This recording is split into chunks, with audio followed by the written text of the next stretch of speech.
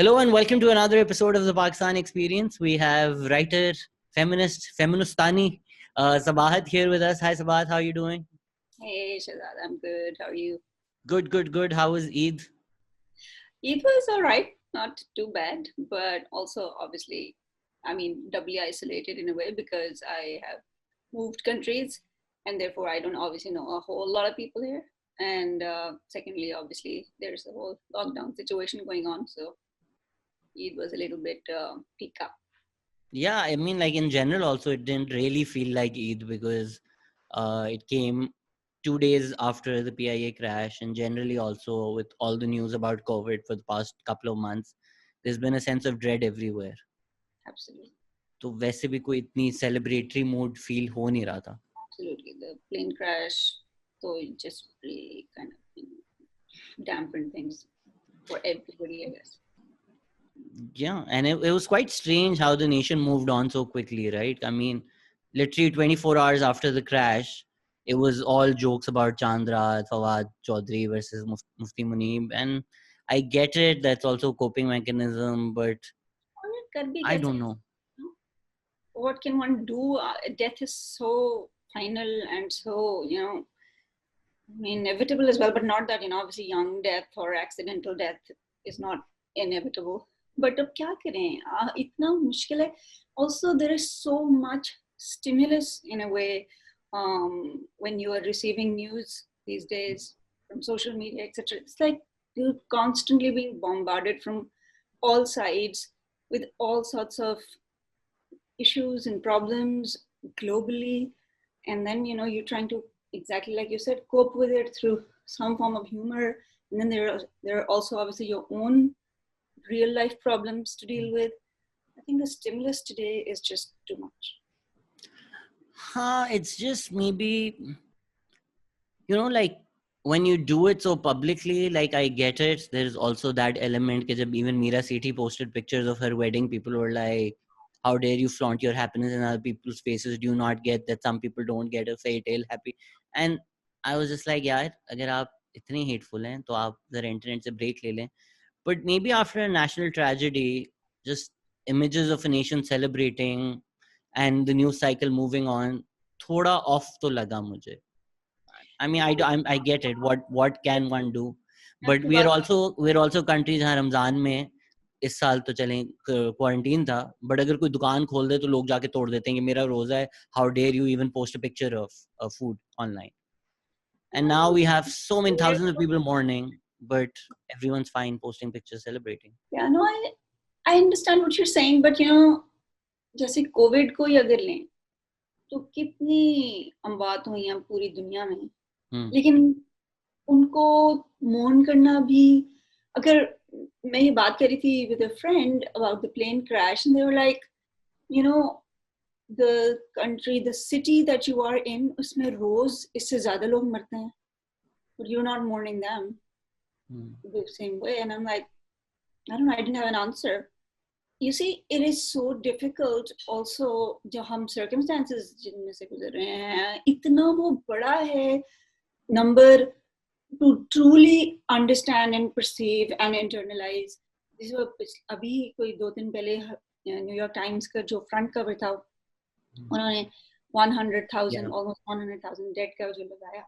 तो जब आप उनके नाम पढ़ते हैं, उनकी उम्र पढ़ते हैं, प्लेस ऑफ रेजिडेंस पढ़ते हैं, फिर एक लाइन उनके बारे में पढ़ते हैं, तो आपको हिट करते हैं नंबर्स के बियॉन्ड वो जो आपकी अपनी एक पर्सनल इन्वेस्टमेंट होती है. I think people were very very upset by it. But यही है कि जिंदगी मौत साइड बाय साइड, ये क्या करें यार, ये दुनिया है, इसी तरह ही है. Yeah, I get people also grieve differently. हमारे थोड़े grief politics भी चल रहे थे. People were like, no, this is the right way to grieve and this is the right way to grieve. And maybe कितना दुख होता है, लेकिन क्या करें, वो जिंदगी भी वही है कि क्लीशेड्स है कि एक तरफ जनाजा और एक दूसरी तरफ शादी. क्या करें, ये जिंदगी है. Do you feel women have unique set of problems with this corona as well? We see a rise in domestic violences, and then there was a stat which I also found pretty unbelievable, but I've also forgotten at this point, but it said there will be 2 million unwanted pregnancies because of COVID or something like that. It was in millions. यार मेरे लिए तो definitely उसका जो सबसे बड़ा element है वो है कि हमारा फैमिली सिस्टम वैसे भी इस किस्म का है कि उसमें बहुत ज़्यादा difficult है to find space because there's very little concept of space, personal space amongst family members in a lot of families. तो इस किस्म की कंडीशंस में फिर जब आपके पास कोई एक्सक्यूज नहीं है, खवातीन को हमेशा एक्सक्यूज ढूंढना पड़ता है घर से बाहर निकलने के, कि काम है, ये मसला है, इस वजह से हम जा रहे हैं, प्योरली फॉर लेजर जिसको कहते हैं, या अपनी मर्जी से खुशी के लिए, वो बहुत कम औरतों को उस किस्म की इजाज़त होती है कि वो बगैर बताए कि बस मेरा बाहर जाने का दिल चाह रहा है तो मैं जा रही हूँ। तो I think even that domestic violence और इस किस्म के बहुत ही स्टॉक किस्म के इश्यूज के अलावा जो बहुत ही बड़ी मेजॉरिटी को मेरे ख्याल इम्पैक्ट करते हैं वो ये है कि आपकी space to get out of the house जो है वो बिल्कुल ही कर्व हो जाती है जब कोई वजह नहीं है, आपका ऑफिस बंद है या आपका स्कूल कॉलेज बंद है और कोई there is no reason then for women to get out. So उसमें ही ये जाहिर है कि उनकी बॉडी ऑटोनॉमी जो है वो और भी ज्यादा जो है वो अटैक होती है। It can be sexually, it can be physically, it can be emotionally. तो ये मेरा ख्याल है कि औरतों के लिए डेफिनेटली ये बहुत एडेड, उसको फिर जाहिर है कि डोमेस्टिक वर्क उसकी जो रिस्पॉन्सिबिलिटी है वो आपके घर वाले जो हैं, जो खवातीन घर में काम करती हैं, आपके घर वाले जो हैं वो बाहर चले गए हैं, मर्द हजरात, और उनका पता है कि वो शाम को आएंगे, तो आपके पास एक ब्रीदिंग रूम है कि जो भी आप कर रहे हैं उस वक्त। लेकिन अब अगर वो सारा दिन घर पे हैं तो आपके पास कोई ब्रीदिंग रूम नहीं, क्योंकि बहुत सौ को ये एहसास नहीं है कि ये रिस्पॉन्सिबिलिटीज जो हैं वो शेयर की जा सकती हैं। तो औरतें जो हैं वो इन अ वे अब literally round the clock जो है वो काम कर रही हैं। Yeah, and a lot of people even complained कि even while they're during their office hours, तो सास को तो नहीं समझ में आएगी या अम्मा को तो नहीं समझ में आएगी, तो वो टेक्निकली अपने ऑफिस में है, इवन तो कमरे में बैठे हुए हैं, during a meeting and somebody will come up and suggest housework and they're just like अब इस करें कैसे दोनों चीजें साथ साथ। It's not like चलो 9 to 5 I'm at the office and then I come home and I deal with this. Now you're also at the office 9 to 5 but you're also at home 9 to 5, तो वो दोनों काम एक साथ करने। Absolutely, absolutely, that's very true. I think it's very hard for literally everybody, but well, women तो वैसे ही उनके लिए जो है वो सांस लेना मुश्किल होता है, तो और भी मुश्किल हो गया। तो ये शादी एक फेल्ड इंस्टीट्यूशन है ये आपके तासुरात क्या हैं? Which ironically I think my husband just entered. हाँ, जो हमारी टाइमली इंटरवेंशन से पहले हम डिस्कस कर रहे थे marriage failed institution and then you are like नहीं मैं तो बहुत खुश हूँ, तुम लोग सारे जाओ साहब तुम लोग सो, मैं तो जिंदगी में खुश हूँ हस्बैंड के साथ। Right. नहीं, I personally think कि नहीं, marriage is a failed institution अपने राइट में एक बात है, लेकिन जो मेरे लिए सबसे बड़ा इशू है और जो मैं समझती हूँ जो होना चाहिए वो ये कि there should be institutions beyond marriage, and that means कि बेसिकली अगर आप जो हैं वो अपने 4 दोस्तों के साथ एक मुख्तलिफ किस्म के एनवायरनमेंट में रहना चाहते हैं और आप नहीं समझते कि आप नेसेसरली जो हैं वो मैरिज या एक हेटेरोसेक्सुअल मैरिज जिसको कहते हैं उसमें रहना चाहते हैं, तो उसके अलावा ऑप्शंस अवेलेबल होनी चाहिए, इन द सेंस कि अगर एक लड़की है वो अपने घर वालों को कहती है कि मैं ये आप 25 साल के हो गए हैं और अगर आप मूव आउट करना चाहते हैं, it should not be such an odd thing, right? तो मेरा पर्सनल ख्याल ये है कि दोस्तों का जो इंस्टीट्यूशन है उसको ज्यादा स्ट्रेंथन होना चाहिए, जो कि अनफॉर्चुनेटली दुनिया भर में नहीं है। एक दोस्त बड़ा ही एक एफेमरल सा रिश्ता है कि आप जो है वो अगर आपका दोस्त जो है वो मूव कर जाता है कहीं पे, ये वो जाहिर है वो आपके लिए रुकेगा नहीं। एंड विद मैरिज सबसे बड़ी यही है कि एक लेवल ऑफ कमिटमेंट है कि भाई अगर वो कहीं और मूव कर रहा है तो वो भी सकता है, लेकिन there is a greater likelihood that the other person will be around for you in ways that many human beings need, for instance बीमारी में या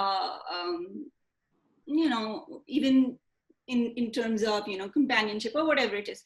But I personally feel that there needs to be a wider reimagining of social institutions. And अगर मेरे बहुत सी जानने वाली खवातीन है जो कि कैसी स्टेज में है, अगर आपको नहीं कोई अच्छा लगता, आपको नहीं पसंद आता कोई, अगर आपने दुनिया को हेटेरोसेक्सुअल मैरिज के अकॉर्डिंग ही अगर इमेजिन करना है, तो then there have to be and there should be, lots of other possibilities of companionship and of being there for each other.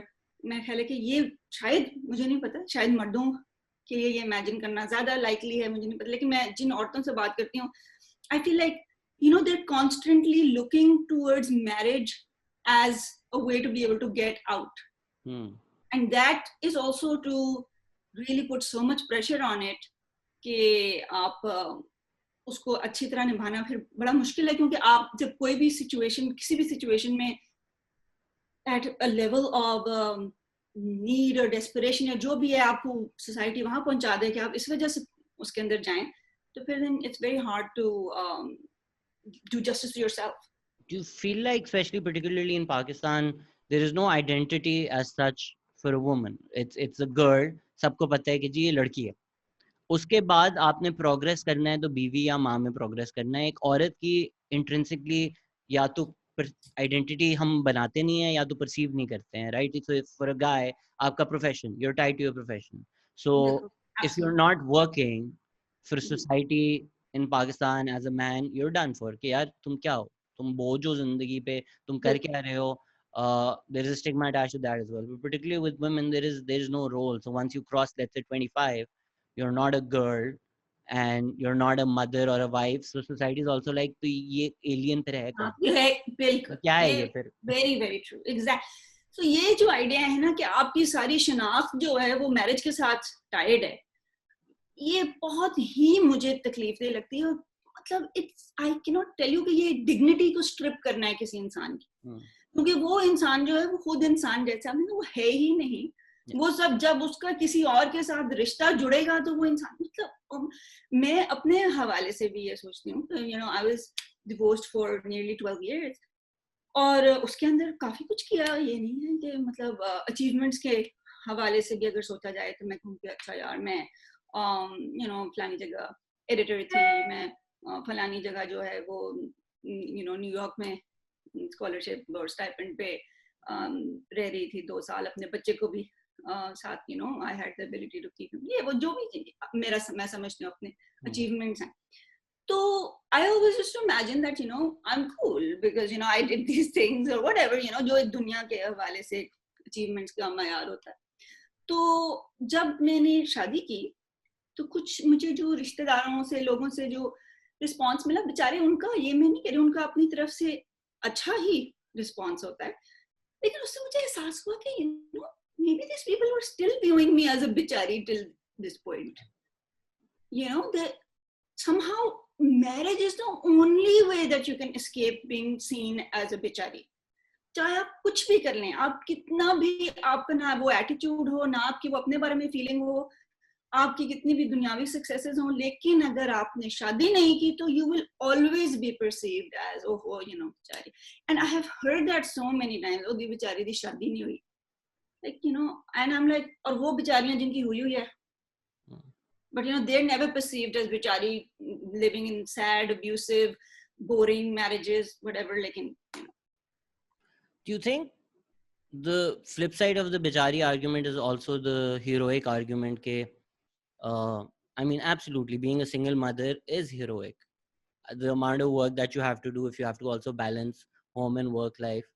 But this notion, right, ke let's say if you're not a mother, you're a single woman, या तो वो बिचारी है या तो वो hero है. From both sides, right? के you're also heralded as a hero. Once absolutely. उस extreme को अगर diminish करेंगे तो दूसरा extreme भी शायद diminish हो जाए. बिल्कुल दुरुस्त है. No, I think a lot of people don't want to be heroic. They don't want to be brave. They just want to be normal, right?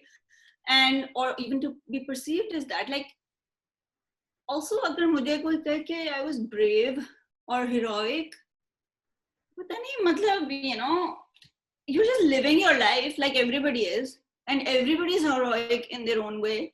और जो औरतें बेचारी बर्दाश्त कर रही हैं पता नहीं क्या क्या बकवास, राइट, यू नो, अब मैं उनको हीरोइक कहूँ या उनको मजबूर कहूँ मुझे नहीं पता, लेकिन यू नो बर्दाश्त तो हर कोई अपनी जिंदगी में किसी ना किसी की चीजें कर रहा है, कौन सी चीज जो है वो बिल्कुल नहीं कर सकते और क्यों नहीं कर सकते वो डिपेंड करता है। लेकिन बहरहाल yes I agree with you completely that you know this idea of somehow being also called brave sometimes I find offensive even, पता नहीं क्यों, I mean उसमें कोई बात होनी तो नहीं चाहिए, लेकिन जैसे ये आपने कहा कि a lot of people, like there is this person I know, not straight and therefore you know Pakistan में जो है वो एक बहुत difficult circumstance में, I remember him always saying that मुझे नहीं हीरो बनना है, मुझे नहीं even you know अपने rights के लिए लिखना, बस मुझे normal जिंदगी गुजारनी। तो you know that's very true sometimes, you know जब आप society से जरा से भी different होते हैं तो या आपको बेचारी बना दिया जाता है या आपको एक pedestal पे इस तरह से कि you know, but वो pedestal भी जो होता है ना वो actually pedestal नहीं होता। जब लोग आपको brave कहते हैं, heroic कहते हैं, वो मतलब वो भी एक किस्म का मुझे तो condescension का ही part लगता है। Condescension, absolutely. I also feel, oh my God, so brave. Yeah, exactly. Yeah. I would want to be that, you know. But आपने तो बहुत मुल्क में बहुत रकस मचाया था, आपका एक placard जो है, which I'm not even sure अगर आपका placard था, you were picturing with somebody else's placard, but for some reason मेरा ही था actually. हाँ, Was लेकिन mine. ये कैसे हो सकता है divorced and happy, ये तो possible नहीं है ना। ये कैसे, आपने इतने ड्रामे एनालाइज किए हैं कि आपको अब तक नहीं समझ में आया कि डिवोर्स और हैप्पी म्यूचुअली एक्सक्लूसिव सर्कल है, ये वेन डायग्राम कहीं मिल नहीं सकते। Exactly. Yeah, it's actually very interesting. I mean, एक किस्म का जब दुनिया जो है वो एक रिडक्टिव सेंटिमेंट के हिसाब से चल रही होती है तो उसके ऑपोजिट भी एक रिडक्टिव सेंटिमेंट ही लाना पड़ता है, राइट। जाहिर है एक प्लेकार्ड जो है वो नुआंसेस तो नहीं एक्सप्लेन कर सकता कि आपको वो you know it is there to make an impact, right. और वो सारे औरत मार्च के पोस्टर्स तो ये प्लेकार्ड्स जिनके ऊपर इतराजात हैं वो ये है कि भैया वो it is there to make you think एक पर्टिकुलर पॉइंट के ऊपर at that you know point in time, वो जाहिर है उसको आपको एक्सप्लेनेशन वो ऐसे थोड़े है। So yeah, so divorce and having, I think yeah, it's actually very interesting to me the response. मतलब उसमें तो ना कोई सख्त बात है ना किसी और को कुछ, सिर्फ मैं खड़ी हूँ, मैं कह रही हूँ मैं डिवोर्स हूँ, मैं खुश हूँ। नहीं हो सकता, पाकिस्तान में नहीं हो सकता। So imagine the response and you know sort of the aggression in response। और सबसे मजेदार तो वो लोग हैं और वो खवातीन भी उनमें शामिल हैं जो कि यू नो जिन्होंने पेट्रियार्की को फुली इंटरनलाइज किया हुआ है, जिनमें से एक इंग्लैंड में खातून थी और उन्होंने कहा कि क्या हो गया है हमारे मुल्क को, और यू नो तो उस पे आपको यू नो सबसे ज्यादा हंसी आती है कि खुद आप जो हैं वो एक ऐसे सर्कमस्टेंसेस में बैठे हैं जहाँ पे आपके ऊपर ये सब कुछ लागू नहीं होता प्रोबेबली, लेकिन जो है वो वहां पे आप चाहते हैं कि कुछ ना बदले और खवातीन जो है वो आपके जो नोशन है ऑफ पाकहुड उसके हिसाब से। Nobody cares about the Pakistani culture more than an overseas Pakistani. Exactly. उसके दिल में जो दर्द है ना वो किसी के दिल में नहीं है। Exactly. जाना नहीं है। और मुझे सबसे ज्यादा जो एक किस्म की मैं इस वक्त सबसे बड़े कनंड्रम में हूँ कि now that I am myself am an overseas Pakistani और मैं खुद बहुत ही वोकल हूँ उनके बारे में और मुझे बहुत ही इंतहाई irritating, I am very sorry, ज्यादातर वो लगते हैं। तो मैं कहती हूँ यार मैं तो अब अजीब ही एक सिचुएशन में आ गई। कहते हैं ना you become what you hate, criticize नहीं करना चाहिए। नहीं, ओवरसीज पाकिस्तानी उस तरह से होते हैं कि जिस तरह रोड पे अगर कोई गटर साफ कर रहा हो ना, people like oh my God so brave, वो कभी जाएंगे नहीं उसमें। Exactly. कभी जाएंगे नहीं। इनफैक्ट ऊपर खड़े होकर उसको कह सकती हैं जो गटर है ना तुम्हारी वजह से गंदा है, तुम असल में इसमें जो गंद हो वो तुम हो, गटर साफ हो ही नहीं सकता अनलेस इमरान खान उसको साफ कर। बहुत सही बात है। यू नो आप इतनी आपको दिल में दर्द है मुल्क का तो प्लीज आ जाए, एग्जैक्टली आ जाए। और अगर आप मतलब दूसरों को आप कहीं जा रहे हैं जो वहां मौजूद हैं उनके ऊपर बोल रहे हैं, तो ये what I really dislike about overseas Pakistanis is that they're constantly talking over people who actually live in the country. I mean, they have no humility, they have no sense of कि भाई यार हमें भी कोई बता सकता है कुछ और, हम इतने अक्लमंद हैं कि सवाल ही नहीं पैदा होता। I think अगर ओवरसीज पाकिस्तानी सिर्फ वोट कर सकें तो बगैर धांधली के इमरान खान जीत जाएंगे। जितना सपोर्ट है ना, लाइक मुशर्रफ रेफरेंडम नंबर्स आएंगे उनके. So what was the anger like for people who weren't following the controversy? Yeah, controversy थी भी नहीं, जो भी stupid angry folks online. Divorce and Happy भी किस तरह का आपको criticism आ रहा था या गालियां आ रही थी? बहुत किस्म की, एक तो होता है, एक तो नॉर्मल तो वो होती है ना, गश्ती रंडी फलाना फलाना, you know, वो तो फेवरेट होता है फटाफट, you know. I don't know if it's funny or like I feel shameful कि वो तो एक तो नॉर्मल बात होती है ना, जैसे सूरज निकलता है. एक तो नॉर्मल बात होती है कि हाँ वो रंडी तो ऐसे नॉर्मल रहा, कैसे अस्सलाम को रंडी, हाँ ठीक हो, हाँ वो तो ऐसे नॉर्मल, वो तो रोजमर्रा की बात है, वो यूनिक थोड़ी है. अल्लाह, ढीठ नहीं है तो आप सोशल मीडिया पे नहीं हो सकते. नहीं बिल्कुल ठीक है, मैं अपनी जात, मैं मर्दानगी पे अपोलोजाइज करना चाहूंगा. Yeah, I mean it's a fact. और अगर मैं कहती हूँ कि देखिए बहुत ज्यादा अगर आप महसूस करते हैं चीजों को तो फिर आप लड़ नहीं सकते उनके खिलाफ. और लड़ना भी मुख्तलिफ तरीकों से होता है. तो मेरी तो कोशिश ये होती है कि मैं आम तौर पे, not saying that it's always possible और दैट आई डू इट, कि आम तौर पे अक्ल से लड़ें और जज्बात से ना लड़ें. तो क्योंकि जज्बात जो होते हैं they're easy to dismiss, right? तो फिर आप को लोग ये angry feminist and everything, and maybe you know there are other women I know more radical than I am who say कि लानत पड़ती है, you know, सोच लें जो सोचते रहें, which I also understand and I think they're great, those women, and I look up to them as well. और मैं समझती हूँ कि हर मूवमेंट के अंदर मुख्तलिफ किस्म के लोग होने चाहिए. एक बिल्कुल इश्तियाल अंगेज किस्म के लोग होने चाहिए जो कि गाली का जवाब, you know, गाली से दें, ईंट का जवाब पत्थर से दें. और फिर एक लेयर उन लोगों की होनी चाहिए जो जरा सोच समझ के थोड़ी देर बाद रिस्पॉन्ड एक ऑर्गेनाइज तरीके से करते हैं. तो मैं परहैप्स अपने आप को थोड़ी सी उस सेकंड लेयर में समझती हूँ. और उनको नापसंद भी किया जाता है अमंगस्ट द मूवमेंट, बिकॉज आप जो हैं वो उतने ज्यादा वोकल शायद नहीं लगते एट एवरी पॉइंट, और थोड़े से आप सेंट्रिस्ट से लगते हैं. लेकिन ऐसा नहीं है. Obviously, you know, my feelings about those things are very strong too. But I just feel that response का जो तरीका है वो थोड़ा सा मेरे अपने accordingly, और या यानी कि जो मेरे लेयर के मैं समझती हूँ जो लोग हैं जो समझते हैं कि उस लेयर पे ऑपरेट करना चाहिए, थोड़ा सा ऑर्गेनाइज्ड होना चाहिए रिस्पॉन्स. तो शायद फेमिनिस्तानी मेरे जहन में एक ऑर्गेनाइज्ड रिस्पॉन्स है, रादर दैन सिंपली आप जो हैं वो गुस्से में जो ट्वीट्स पे रिस्पॉन्ड करते हैं वो एक बड़ा उसका लिमिटेड है रीच. लेकिन वीडियो में उर्दू में विजुअल एलिमेंट्स के, अपीलिंग विजुअल एलिमेंट्स के साथ आई फील कि आप अपना पॉइंट जो है वो ज्यादा अच्छी तरह से और शायद वाइडर पहुंचा सकते.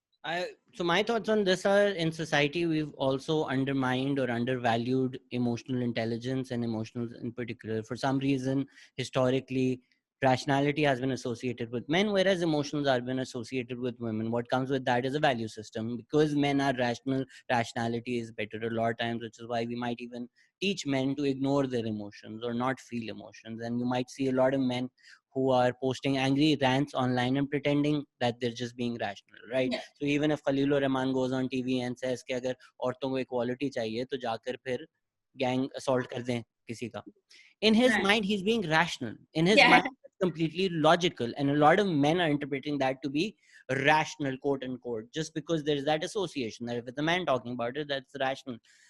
But putting that aside, I also feel emotions have a lot of value and might have equal value to rationality. Unfortunately, हम सारा जो focus है ना वो यहाँ डाल देते हैं. But if you feel something, there's a reason you feel something, even if it's your gut feeling. And like you said, there are multiple responses, and there is absolute value in that emotional, visceral response as well. It's also powerful. It's also evocative. Absolutely. How that comes about. बिल्कुल बिल्कुल. लेकिन मैं आपको जब काटा उससे पहले आप कुछ कह रही थी जब मैं पहली लाइन पे आपको काट दिया कि यूजुअल के अलावा भी जो आती हैं. राइट. हाँ नहीं राइट.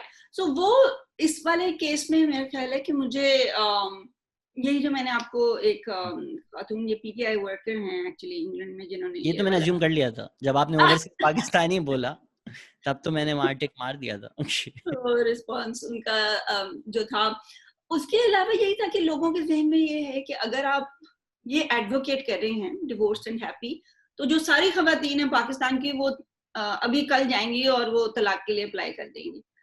तो अगर वाकई आपका ये ख्याल है तो देन obviously you understand कि how unhappy these women are and in how terribly skewed power dynamics उनकी relationships हैं कि जिनमें वो रह रही हैं। तो इसका मतलब है आपको fear है। वरना अगर let's say कि मुझे कोई चीज बहुत अच्छी चल रही है मेरी जिंदगी में, right, और मुझे कोई आके कहे कि मतलब एक एग्जाम्पल है कि कोई मुझे लाहौर कराची वॉर्स हैं, right, if I'm happy with where I'm living और मैं लाहौर मुझे बहुत पसंद है, अगर कोई कराची की बहुत तारीफें करना शुरू हो जाएगा तो क्या मैं बस उठ के कराची पहुंच जाऊंगी? I mean, just saying, if you have a conviction, if you have actually something you feel strongly about something, तो जाहिर है कि आप वही करेंगे जो आपको पसंद है। तो अगर डिवोर्स्ड एंड हैप्पी पढ़ के कोई खातून जो है वो तलाक ले लेगी तो जाहिर है क्योंकि उसके अंदर कुछ होगा तो वो लेगी ना। ये तो नहीं हो सकता कि यानी मैं बहुत खुश हूँ और हर चीज मेरी जिंदगी में परफेक्ट है और मैं पढ़ूं डिवोर्स एंड हैप्पी, मैं कहूँ वो अच्छा। तो आपका जो फियर है वो सारा है ही ये कि आपको पता है कि ये खवातीन असल में सोसाइटी के प्रेशर में रह रही हैं, जबरदस्ती रह रही हैं इन अ वे, राइट, जो नहीं भी दिखाई दे रहा जबरदस्ती, क्योंकि उनके पास ऑप्शंस ही कोई नहीं है। अगर वो उससे निकलेंगी तो कोई घर नहीं है उनके पास जाने के लिए, अगर वो निकलेंगी तो उनकी जो फाइनेंशियल सिचुएशन है वो बिल्ड होनी ही नहीं दी सोसाइटी ने कि वो अपने उन पे रह सकें, उनके पास कोई सोशल नेटवर्क नहीं रहेगा, उनको उस किस्म की इज्जत नहीं मिलेगी एक्सेट्रा। तो आपने बिल्ड किया है एक सिस्टम जिसके अंदर रहकर ही आप जिंदा रह सकते हैं। अगर आप उससे बाहर रहने की कोशिश करेंगे तो नहीं जिंदा रह सकते। तो जब एक कोई शख्स खड़ा होकर कहता है डिवोर्स एंड हैप्पी, तो शायद वो ये कह रहा है कि इस सिस्टम के बाहर खड़ा होना मुमकिन है। और अगर वाकई मुमकिन हो, अभी तो सच्ची बात है कि बहुत मुश्किल है, right, for most women I know who get divorced, they go back to their parents' houses and they have to live like kids and it's not easy and it's not simple. लेकिन अगर वाकई उनमें से, और मैं ऐसी भी जानती हूँ who don't and who then go on and lead more independent lives and then definitely feel that their lives are better for it, तो आपको सिर्फ डर इस चीज का है कि अगर इन औरतों के पास वाकई ऑप्शन होती तो ये खुशी से ना रह रही होती इस चीज के अंदर, right. If everything was equal, if being divorced or if being single was socially equal to being married, then being married would be an actual choice. But right now, being married is not an actual choice for most women in Pakistan. It's just something they have to do if they are to survive. And आपको इस placard को देख के बहुत खौफ आता है, क्योंकि आपको पता है कि आपकी बीवी आपके साथ अपनी चॉइस के साथ नहीं है, मजबूरी के तहत। बात तो वो लोग बिल्कुल सही कह रहे हैं ना, आप हिला तो रही हैं। जिस तरह आपने कहा कि they're not happy, and it's true. You also did a great analysis of Pakistani TV dramas. My master's thesis was actually in gender performativity and theater in particular, and how women are portrayed. जब आप एक ही portrayal रखते हैं, like even if you look at historically, ironically, Ziaul हक के time मुजरे हो रहे थे और काफी पॉपुलरली हो रहे थे, स्टेज शोज लाहौर में चल रहे थे। वन वुड थिंक कि अगर ये इस्लामाइजेशन है तो ये क्यों है, ये तो इस्लाम के खिलाफ है। But it's that creating that bogey man, that see woman if you get out of the house. बहुत ही कॉम्प्लेक्स टॉपिक है ज़िया का दौर, जिसके ऊपर मैं बहुत वीडियो करना चाहती हूँ 17 अगस्त पे, हर 17 अगस्त पे सोचती हूँ। बहुत वो कॉम्प्लेक्स वीडियो है, थोड़ी उसके लिए आर्काइवल फुटेज चाहिए इस किस्म की। खैर एनीवे, ट्रिगर वार्निंग डाल दीजिएगा ज़िया की शक्ल लगाने से पहले। क्या डाल दीजिएगा? ट्रिगर वार्निंग होनी चाहिए before seeing the lux face, right. तो वो लेकिन ये जो आइडिया है ना, सॉरी आपको मैं काट रही हूँ, लेकिन जस्ट बिकॉज़ मुझे वो इंटरेस्टिंग लगता कि मैं वो ये आइडिया जो है कि ज़िया का दौर जो है वो सिर्फ एक किस्म की बिल्कुल मोनोलिथिक उस पे में आइडेंटिटी थी और एक ही स्टाइल था। ये बड़ा ही बाद की क्रिएशन है, very sort of Nadeem Farooq Paracha के आर्टिकल्स और जनरली जो अंग्रेजी मीडिया है पाकिस्तान का, उसकी जो एक है अप्रोच इसकी तरफ, बिल्कुल ऑब्वियसली वो सब कुछ है जो कि है, जो फैक्चुअल है, लेकिन उसके अलावा जो कल्चर की लेयर है ना वो बड़ी कॉम्प्लेक्स है, क्योंकि वो अभी पीछे से चली आ रही है। वो ये नहीं होता कि एक दिन जनरल ज़िया आया और उसने इस्लामाइजेशन की और वो सब कुछ बदल गया। जाहिर है कि वो इम्पैक्ट जो सोसाइटी पे होते हैं वो एक जनरेशन के बाद नजर आते हैं। ज़िया का इम्पैक्ट आपको आगे जाके ज्यादा नजर आएगा, जो बच्चे उस ज़िया के अंदर बड़े हो रहे हैं। लेकिन जो उससे पहले ही बड़े थे, जो 40-50 साल की उम्रों के थे, और ये वो जो कुछ क्रिएट कर रहे थे वो अभी तक नजर आ रहा था आपको, टीवी में भी आ रहा था, क्योंकि बहुत सी ऐसी चीजें हैं जो कि डायरेक्टली सेंसर नहीं हो सकती. मतलब तन्हाइयां एक बहुत अच्छी एग्जांपल है. मतलब उसमें कोई ऐसा सेंसर करने वाली चीज नहीं है, but through a romantic story आप एक रेडिकल किस्म के यूनिवर्स को एक्सेस कर सकते हैं ऑफ आइडियाज. तो ज़िया के दौर में बहुत कुछ है इनफैक्ट, जो कि बड़ा कंपैरेटिवली जो हम आज देख रहे हैं उसके मुकाबले में उसका आइडिया जो है वो प्रोग्रेसिव है. So even I've spoken to a lot of writers who were writing during Zia's time. They had to layer that in. Subtlety was important thing. They couldn't go direct, which is why a lot of times better art was produced. And even historically, if you look around the world, a lot of great art is produced as resistance against the worst kind of oppression. But जो आज हम खवातीन देख रहे हैं ड्रामों को जो लिख रही हैं, वो शायद उस दौर की पैदावार हैं, इसलिए हमें ज्यादा पता लग रहा है. वो जो राइटर्स थे वो तब तक ग्रोन अप थे जब तक आए, उनके दिमाग जो हैं वो और तरह ऑपरेट करते थे, तो उनके पास वो रेजिस्टेंस की पॉसिबिलिटी भी थी, क्योंकि they were looking at some themselves, they were actually people of substance. लेकिन अनफॉर्चुनेटली जो हम आज की पैदावार हैं और जो हम देख रहे हैं सब कुछ, वो बड़े उस दौर में हुए. तो इवन स्टेज शोज में अगर I mean this in particular थोड़ा ग्रूंड नॉर्म्स या की वजह से बदल गया था, बिकॉज अगर if you look at the history तो पहले शाही मोहल्ला में इवन हमारे कल्चरल कॉन्टेक्स्ट में एक उमराव जान का नोशन है, so they still had controls over their own quarters, but once they were pushed on stage it became a lot more sexual and उसके साथ जो कॉनिटेशंस आती हैं I think people are well aware. But what I was saying was कि by not having female characters with agency and just having them as the evil other कि जी cousin आई है शादी तोड़वाने, and then having mujras, you're sort of telling women कि यार अगर आपने arts में आना है तो ये करना है. There are no other options, right? So even when Madhya Gaur talks about starting a Joka, they said we couldn't get women to come and perform जब उनका play था कोई इंस्टीट्यूट में बरी, because the notion was कि अगर एक औरत स्टेज करने जा रही है या थिएटर करने जा रही है, जो लफ्ज इस्तेमाल होंगे वो आप सोच ही सकती हैं. सो इवन अब जो ड्रामे हैं सब कुछ हैं, डिवोर्स औरत खुश है ऑफ हर ओन एजेंसी, ये तो हमने कभी देखा ही नहीं. ये तो बुगी मैन है, राइट? सो अगर पूरी एक आपने कॉम को डराया हुआ है कि जी बुगी मैन है एंड आप कबर्ड खोल के दिखाएं कि नहीं है उसके अंदर, so this is scary to the system, to the patriarchy. And जो आप कह रही हैं कि या तो वो कहें, I don't think there is a dichotomy. I don't think there's a contradiction. This is exactly what they're saying. कि ये आप नोशन देख कैसे सकती हैं सोसाइटी को कि डिवोर्स होकर भी खुश रहा जा सकता है. Whereas throughout our history हमने तो ये सिखाया है ना कि जितनी बुरी शादी है बर्दाश्त करो, because the alternative is even worse or there is no alternative. Even घर वाले क्या कहते हैं कि जी अब मैयत पे वापस आएगी, अगर रुखसत हुई टोली पे तो मैयत वापस आएगी. बिल्कुल. ये मेरी एक फ्रेंड है, वो कहती है कि मेरी उसकी अम्मी जो है वो उसको कहती है कि बेटा एंड ते वही विनर होंदियां ने जेडी विनर. वो जो विनर का आइडिया है ना वो एंड पे खास तौर पे वो भी मुझे बहुत फैसिनेटिंग लगता है, क्योंकि अपेरेंटली आपके जो जिंदगी के 60-70 साल है वो काउंट नहीं करते, एंड पे पता नहीं कौन सा जो विनर हो धुल रहे हैं ना सारे, तो गुनाह धुल गए. इतनी टॉर्चर जिंदगी बाद तो जन्नत पक्की है, तो विनर तो हुई.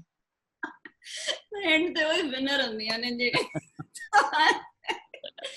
I suppose there is that idea कि आप कितना भी जो है वो जलील हो लें, कोई आपकी जिंदगी में खुशी ना हो ये वो, लेकिन जब आपकी डेथ हो जाएगी तो शायद लोग कहेंगे हाय बीबी बड़ी नेक सी है ना बर्दाश्त किता.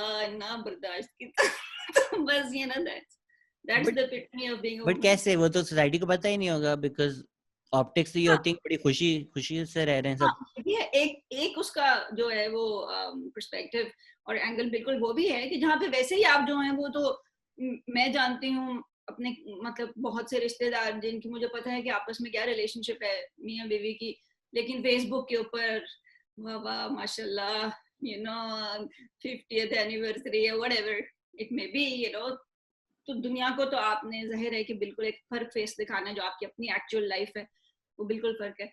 एक तो वो भी है और एक ये भी होता है कि लोगों को पता होता है कि ये खातून जो है ये इसने बहुत कुछ सहा है, ऐसा भी होता है बाज़ औक़ात, लेकिन उसको भी जो है वो रोमांटिसाइज किया जाता है कि बड़ी नेक औरत है, बस यही गुजारा कर सकती थी इस बंदे के साथ.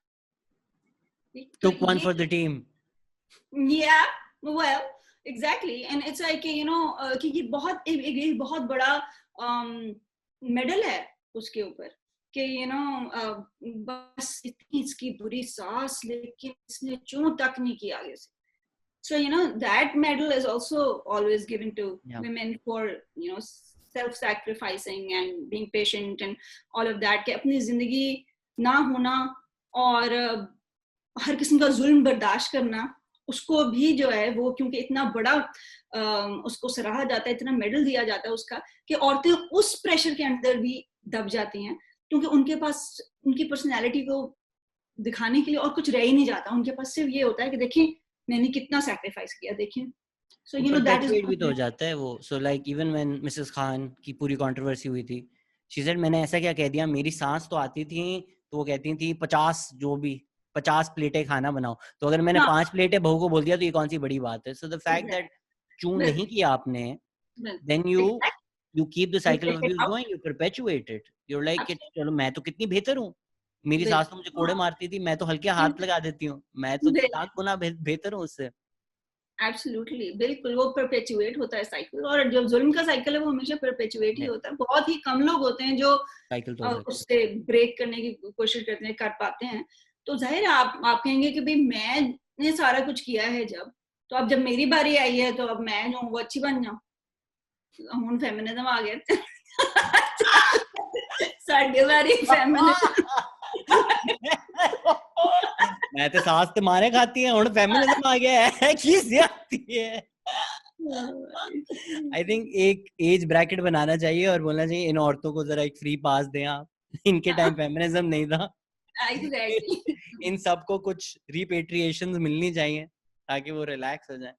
तो despite all of this, how did you then fight the stigma? And मैं जैसे आपको मैं कह रही हूँ कि मैं बहुत ढीठ हूँ, तो मेरी जो ढीठ आपने विनर नहीं बनना. मैं नहीं विनर बनना, मैं लूजर ही खुश हूँ.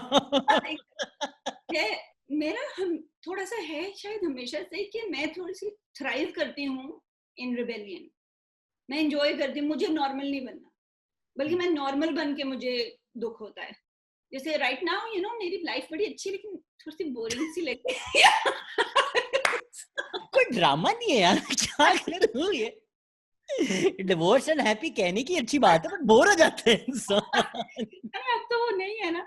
मतलब डिवोर्स एंड हैप्पी में ये है कि you constantly there's an adrenaline, you're fighting against the system, you're doing something, right? When you're part of the system, then you're like then it's not as much fun in a way. मैं वाकई सोचती हूँ कि I have thrived the most in the most difficult situations of my life, and because those allow you to grow, and I talk to, so what I try आपने कहा कि कैसे किया उसको सर्वाइव या हैंडल या व्हाटएवर, तो वही मैं कहती हूँ, मुझे ये होता है कि कुछ बेहतर करने की कोशिश करनी चाहिए.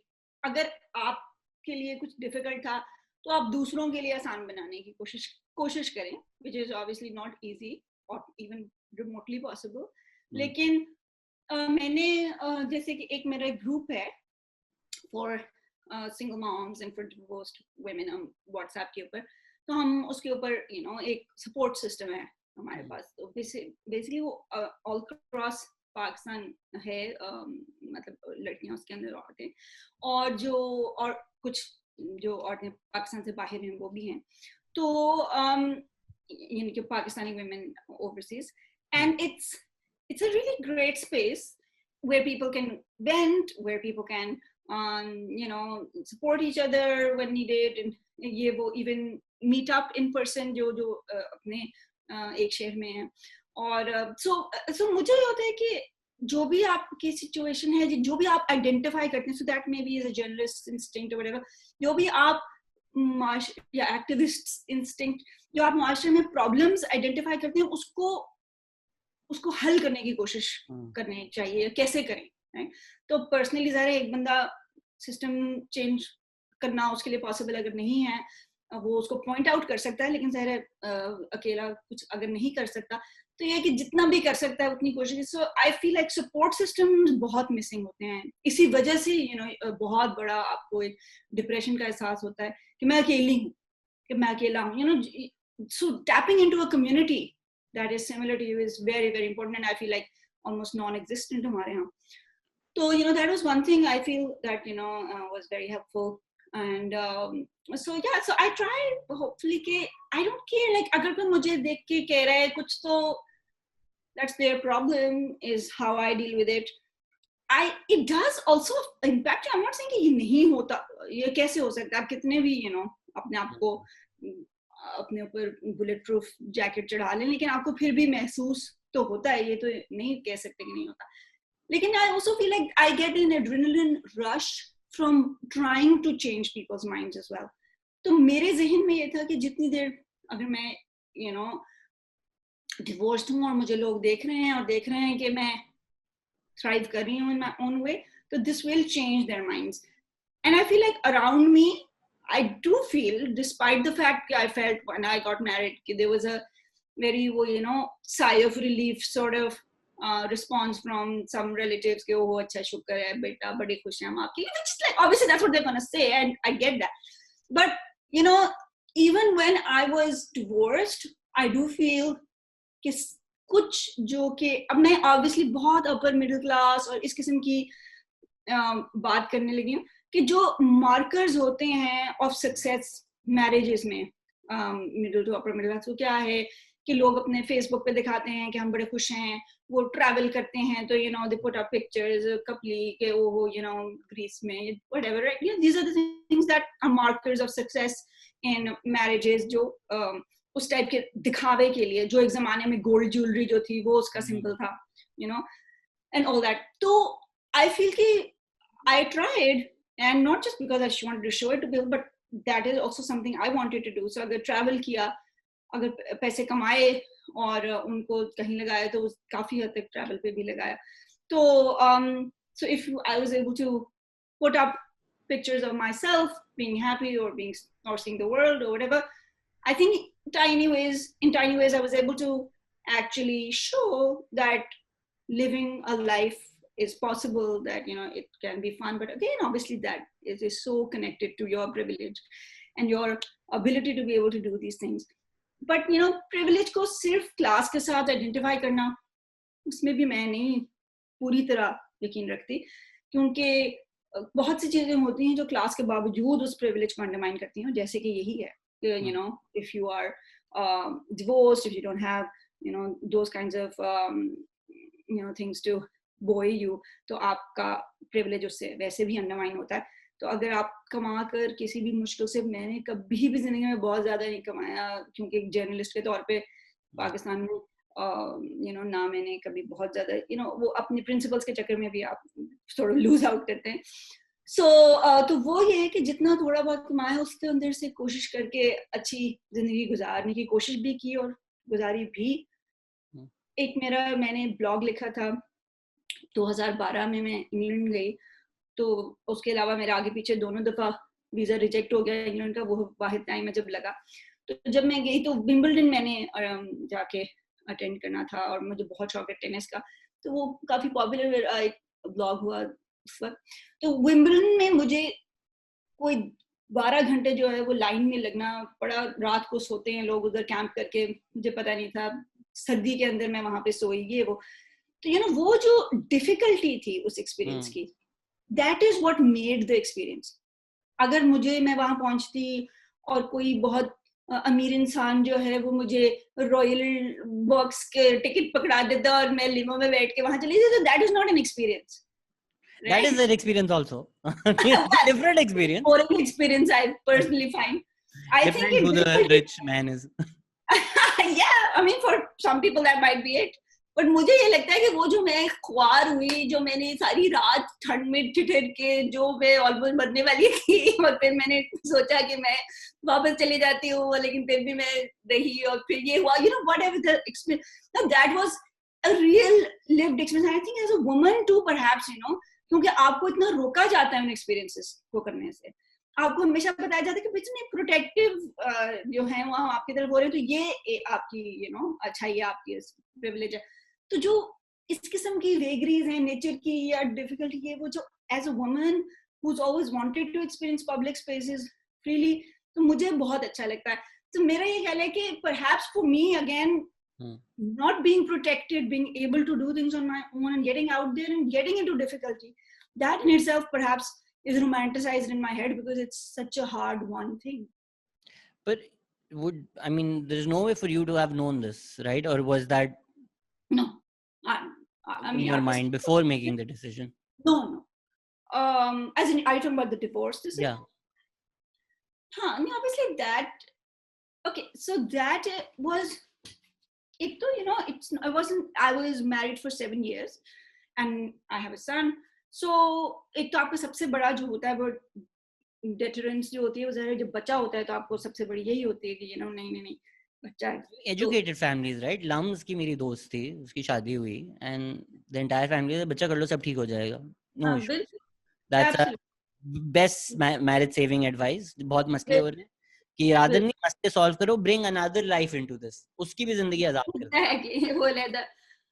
मैं तो खैर बहुत ही जरा पुराने जमाने की मेरी ज़ाहिर उम्र के हिसाब से जो है वो लाइफ सर्कमस्टेंसेस भी हैं कि I was 22 when I got married, arranged marriage थी completely, और मैं नहीं चाहती थी उस वक्त भी ज़्यादा खुशी से, लेकिन ये कि वो एक प्रेशर था कि नहीं घर वालों की तरफ से, वो बेचारे वही बात है कि वो भी उसी सिस्टम के मारे उनके जहन में भी जो है वो अपनी तरफ से तो कोई बुरा नहीं कर रहे आपके साथ. तो और फिर very very different, I would say, circumstances in certain ways from my own family, जो बहुत ही ज़्यादा intellectual किस्म के हैं और बड़े अपने अपने zones में रहने वाले, space वाले. हमारा बड़ा ज़रा उस तरह का माहौल है, ज़्यादातर हमारे यहाँ जो है बड़ा वो family माहौल और किस्म का होता है. तो वो भी है. I mean, I was just completely unprepared for such a thing. I had my son literally 9 months into marriage. I knew nothing literally, right, as a young person who had no exposure to any of these things. तो मुझे कुछ भी नहीं पता था. Having said that, I was actually a feminist and very vocal feminist even in my university and college days. लेकिन somehow ना वो काफी हद तक प्री इंटरनेट इरा है और जिसमें हमने कुछ नहीं देखा हुआ इस किस्म का, जो कि शायद आजकल के बच्चे जो हैं वो कहीं ज्यादा समझते हैं चीजों को. मतलब मुझे बहुत ही कम पता था.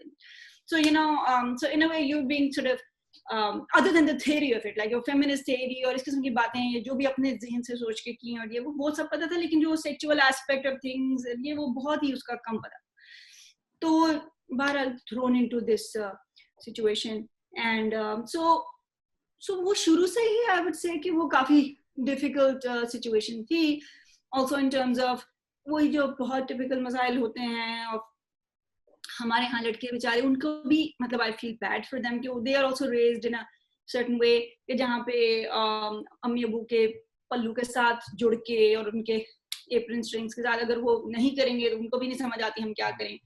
So yeah, so basically उस टाइप का. And I think बहुत एक बड़ा major factor फिर ultimately beyond the control and power and इस किस्म के issues जो बहुत ज़्यादा थे with my honestly in-laws and all of that, where again वही system है, वो patriarchal system है कि जहाँ पे वो जो patriarch है उसका hold और फिर patriarch के साथ जब खातून जो है when she has sons and when she becomes older तो वो patriarchy का बहुत बड़ा part बन जाती है, right?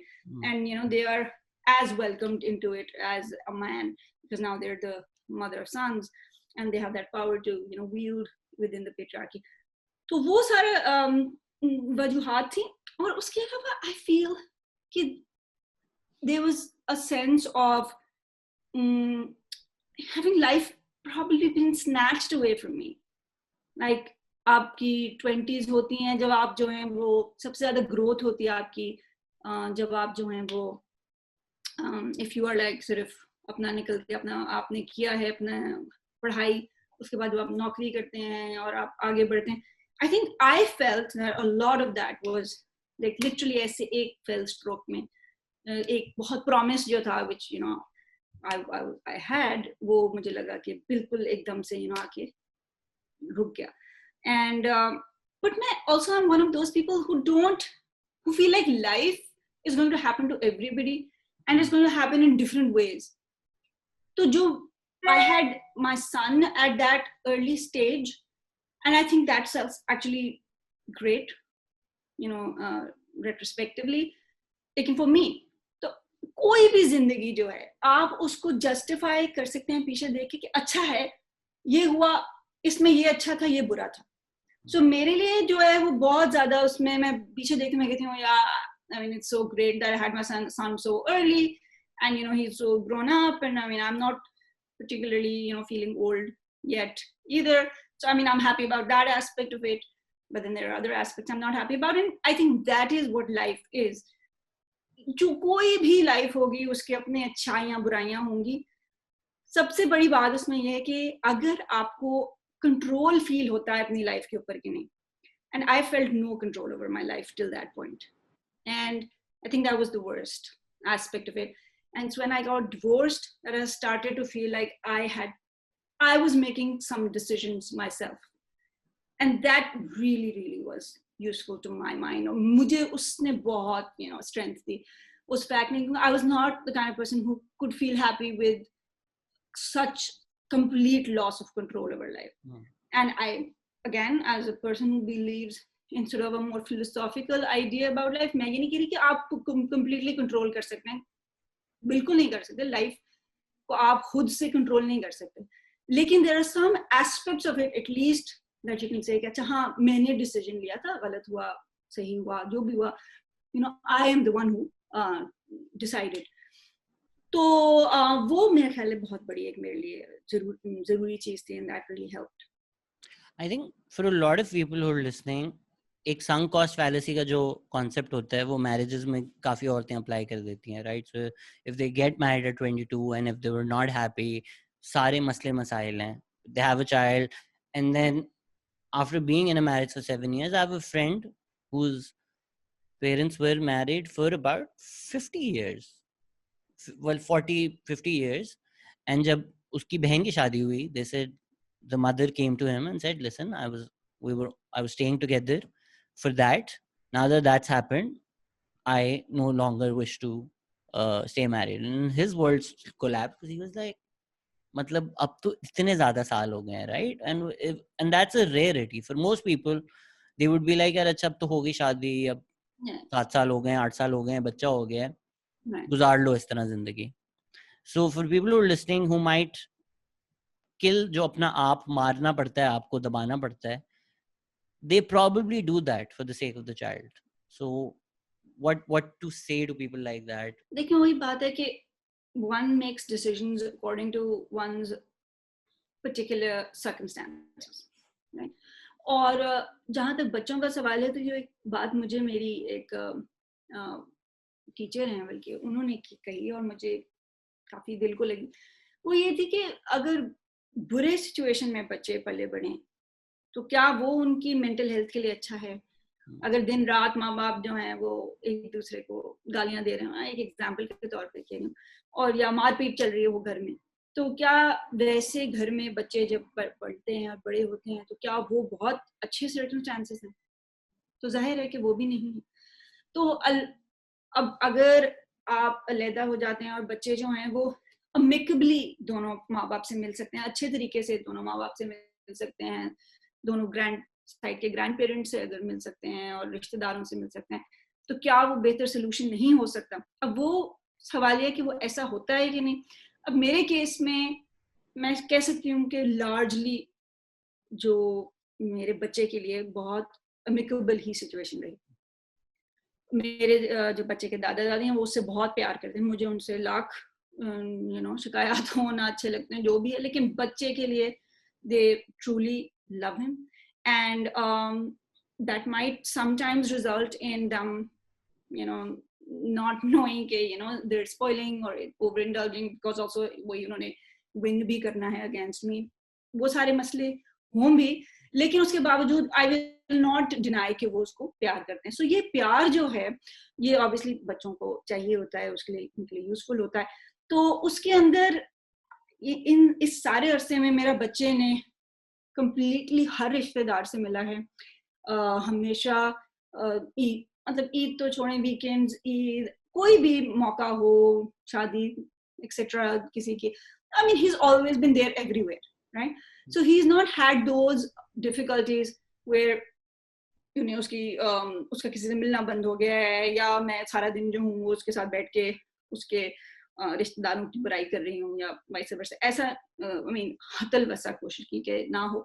और ये है कि in that sense I feel कि अगर आप उस किस्म की अच्छी एग्जांपल्स को सामने रख के एटलीस्ट डिवोर्स के बाद, क्योंकि एटलीस्ट आपकी अब तो खत्म हो गई है ना वो डेली की चकचक और मसला और जो भी आपको फील होता था, तो कम से कम अब तो let go and try to behave well for the sake of the children, which is more possible once you are removed from a bad situation, I feel.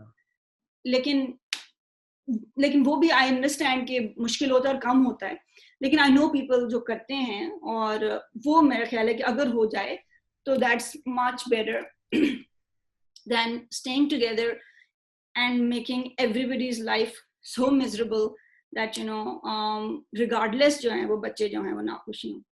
उसमें दो चीजें आई थिंक फिर भी काफी जरूरी हैं, राइट? या तो आपका सपोर्ट सिस्टम हो या फाइनेंशियल इंडिपेंडेंस हो।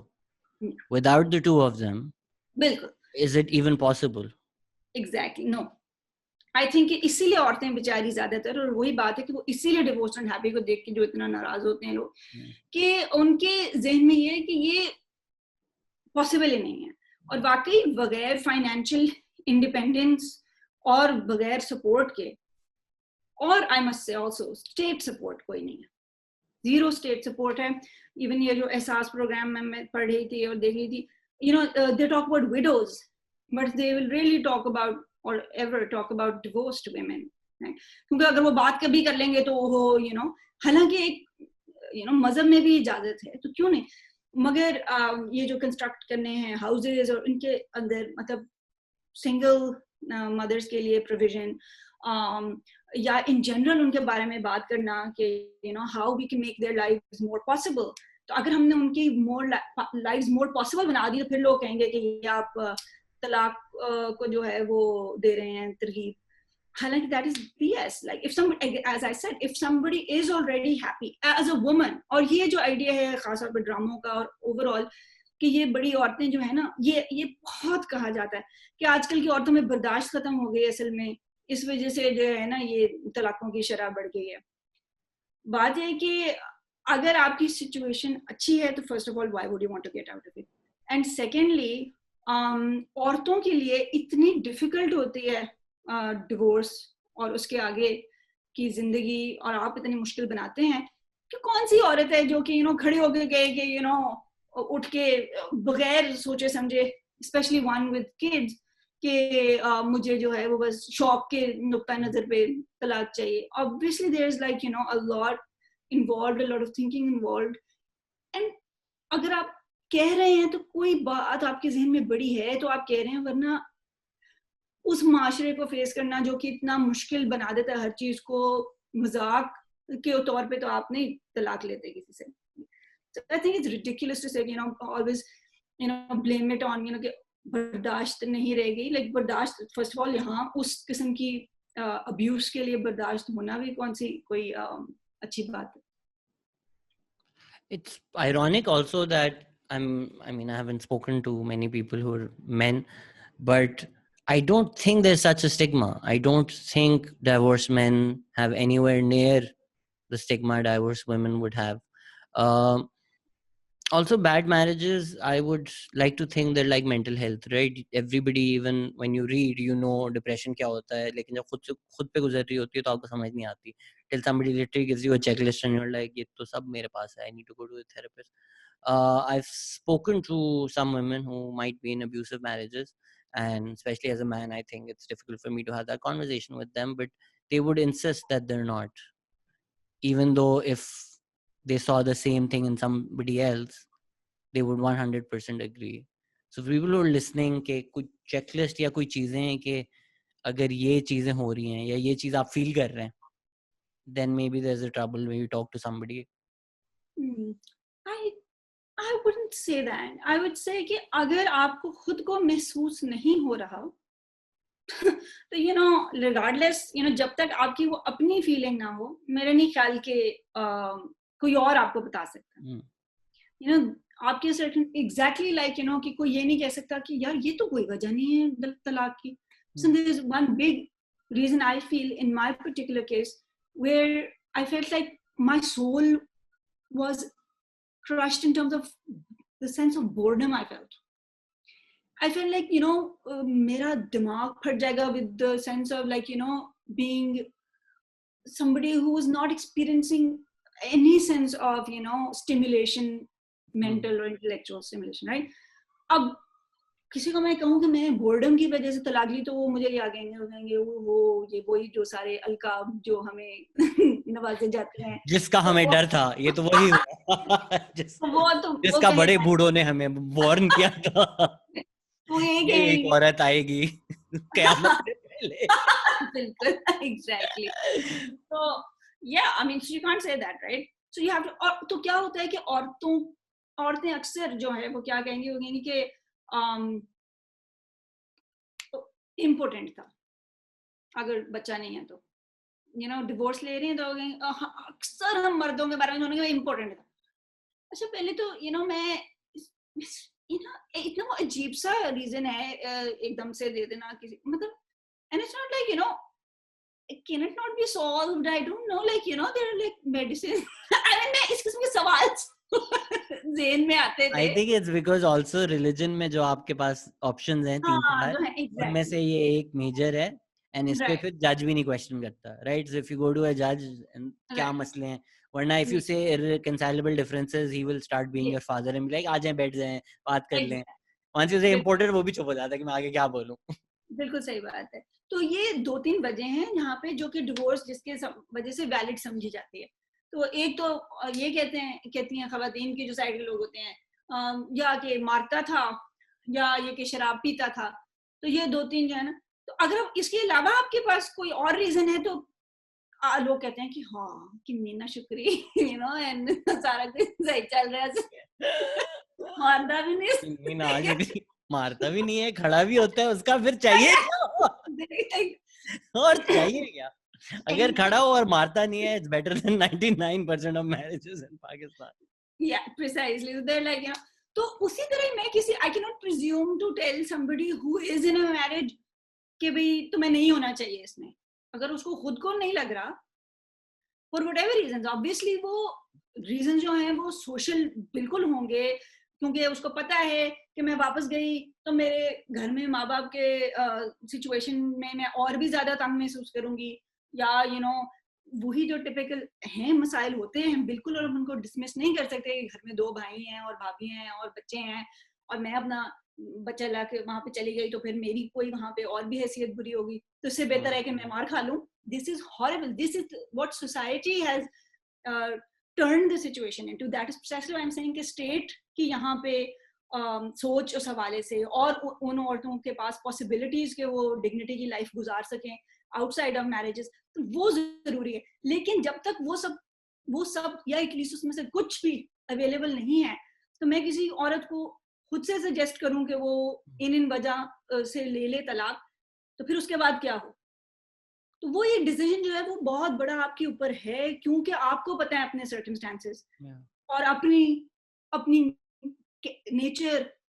मैं आपको जैसे बता रही हूँ कि मैं ढीठ हूँ, मैं ढिठाई से कर लेती हूँ चीजें, लेकिन अगर कोई मेरे साथ वाला ढीठ नहीं है बेचारी को, तो मैं उसको अपनी सिचुएशन उसके ऊपर इम्पोज करके कहूँ कि भाई तुम्हें भी ये करना चाहिए, और उसमें वो नहीं है मतलब हिम्मत हुई, तो आई थिंक किसी और को नहीं बता सकते आप इस हवाले से, कोई भी चेकलिस्ट नहीं दे सकते।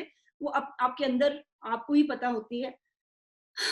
जब तक के सोसाइटी में मेरे पास अगर उसकी सिचुएशन को हल करने का कोई तरीका नहीं है, अगर वो डिवोर्स लेगी और मैं उसको जगह नहीं प्रोवाइड कर सकती जब तक, तो मैं उसको ये कह दूं और उसके बाद वो नहीं कुछ भी कर सकती हैंडल, तो फिर क्या हो? तो ये मुआशरा है जो पहले सही करने की जरूरत है, कि जो अब्यूज को, जो जुल्म को जो है वो अब होल्ड ना करता हो। यहाँ तो जुल्म को होल्ड करता है माशरा, वो तो कहते हैं तलाक ना लो, डिवोर्स एंड हैप्पी, तो मुल्लू की पट्टी हो जो तुम कह रही हो डिवोर्स में, तो वो तो चाहता है कि ये जो है ये मार खाए।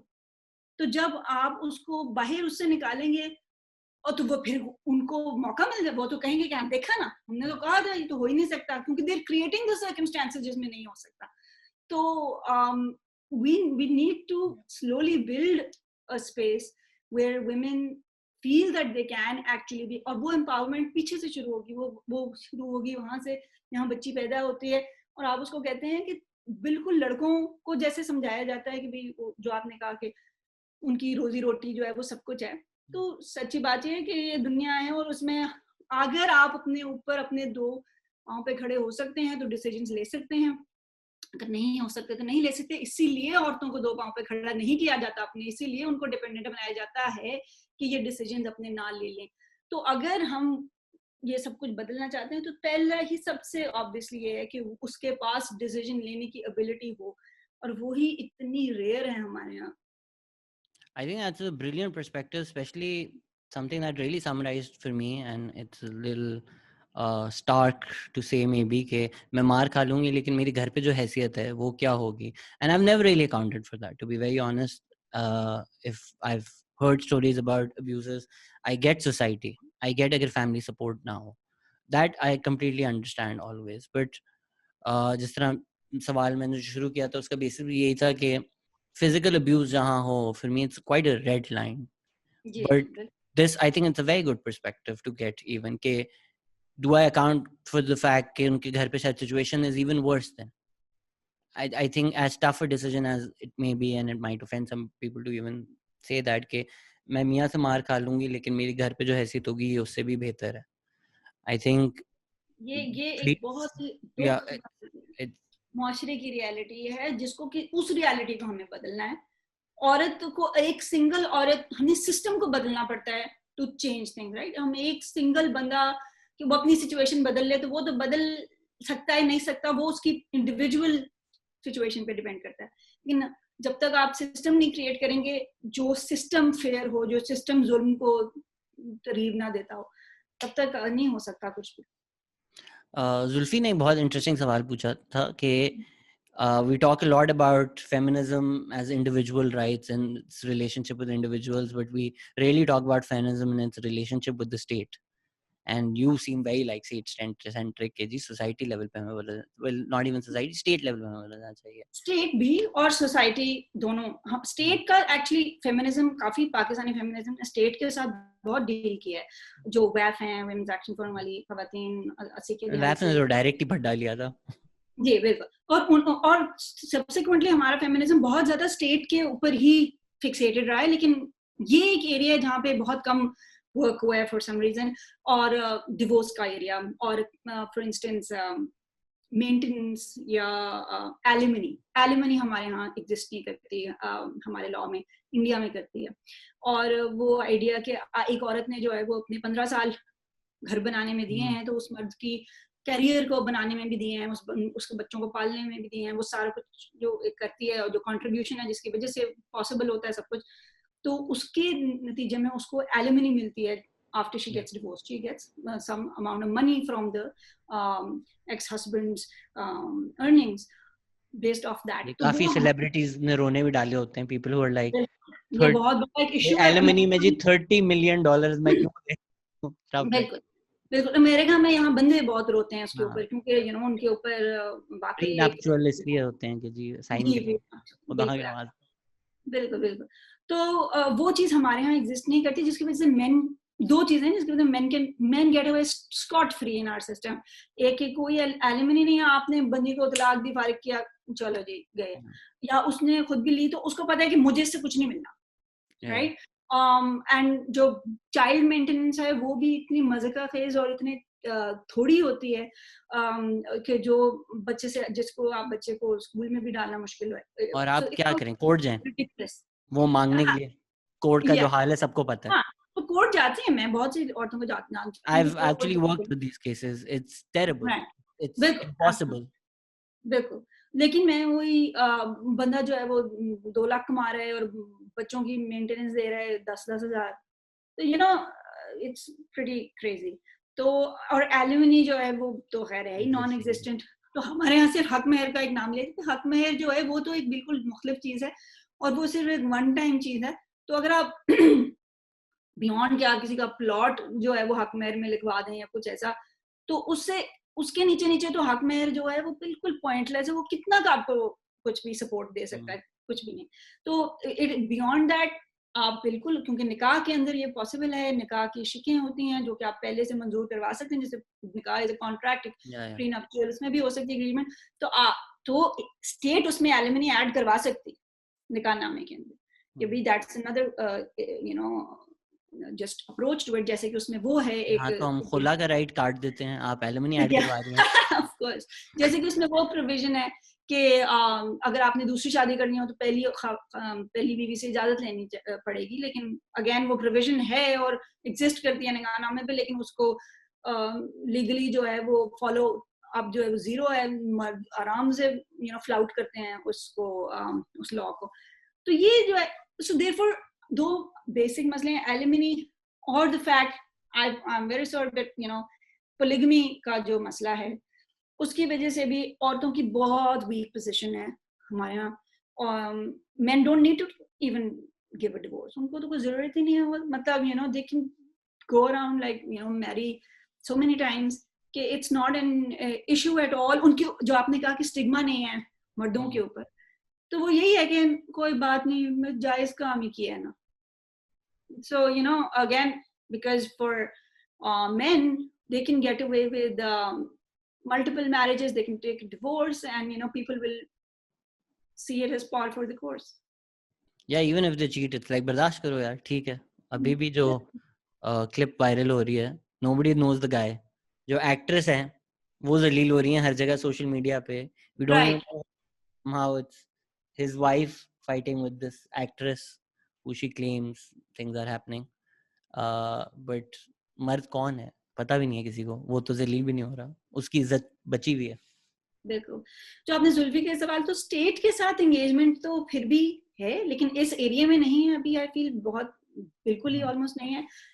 लेकिन जो एंगेजमेंट जो मुझे लगता है कि वैफ ने कम की, वो है सोशल एंगेजमेंट, जो कि मेरा ख्याल है कि गर्ल्स एट ढाबाज और ये पोस्ट ऑल ऑफ दैट ज्यादा हुई, कि सोशली पब्लिक स्पेसेस में जाना जो सोशल एक राइट है, एक आपकी इसका बॉडीली ऑटोनॉमी से ताल्लुक है, लेकिन इसका डायरेक्ट लीगैलिटी से ताल्लुक नहीं, क्योंकि it's not like it's illegal for women to go out. तो so there are a lot of things that the state cannot legislate, but that need to be done beyond it. Like ड्रामे की अगर feminism के बेहवाले से मैं बात करूं, तो बहुत सी चीजें जिनको, या औरत मार्च, जो बहुत सी औरत मार्च तो बहुत ही अच्छी एग्जांपल है इसकी, कि जो वो चीजें एड्रेस करता है वो लीगल नहीं है। खाना अपना खुद गर्म करो या जुराबें खुद ढूंढो या व्हाटएवर, वो उनका किसी चीज लीगल से ताल्लुक नहीं है। ये माशरे की सोच को बदलना भी उतना ही इम्पोर्टेंट है जितना लेजिस्लेट करना इम्पोर्टेंट है, लेकिन वो दोनों चीजें इकट्ठी होनी चाहिए। आप जब कहते थे, मैं सिर्फ इतना सा ऐड करना चाहती हूँ कि जो फैमिली सपोर्ट की बात हो रही थी और सिस्टम का, तो ये हम अभी मैंने रिसेंटली फिल्म देखी और बहुत से लोगों ने देखी पसंद किया, थप्पड़। तो थप्पड़ का जो इंडियन फिल्म है, उसका जो सबसे बड़ा इंटरेस्टिंग एलिमेंट था वो ये था कि उसके जो फादर हैं लड़की के, वो बहुत अंडरस्टैंडिंग और सपोर्टिव हैं।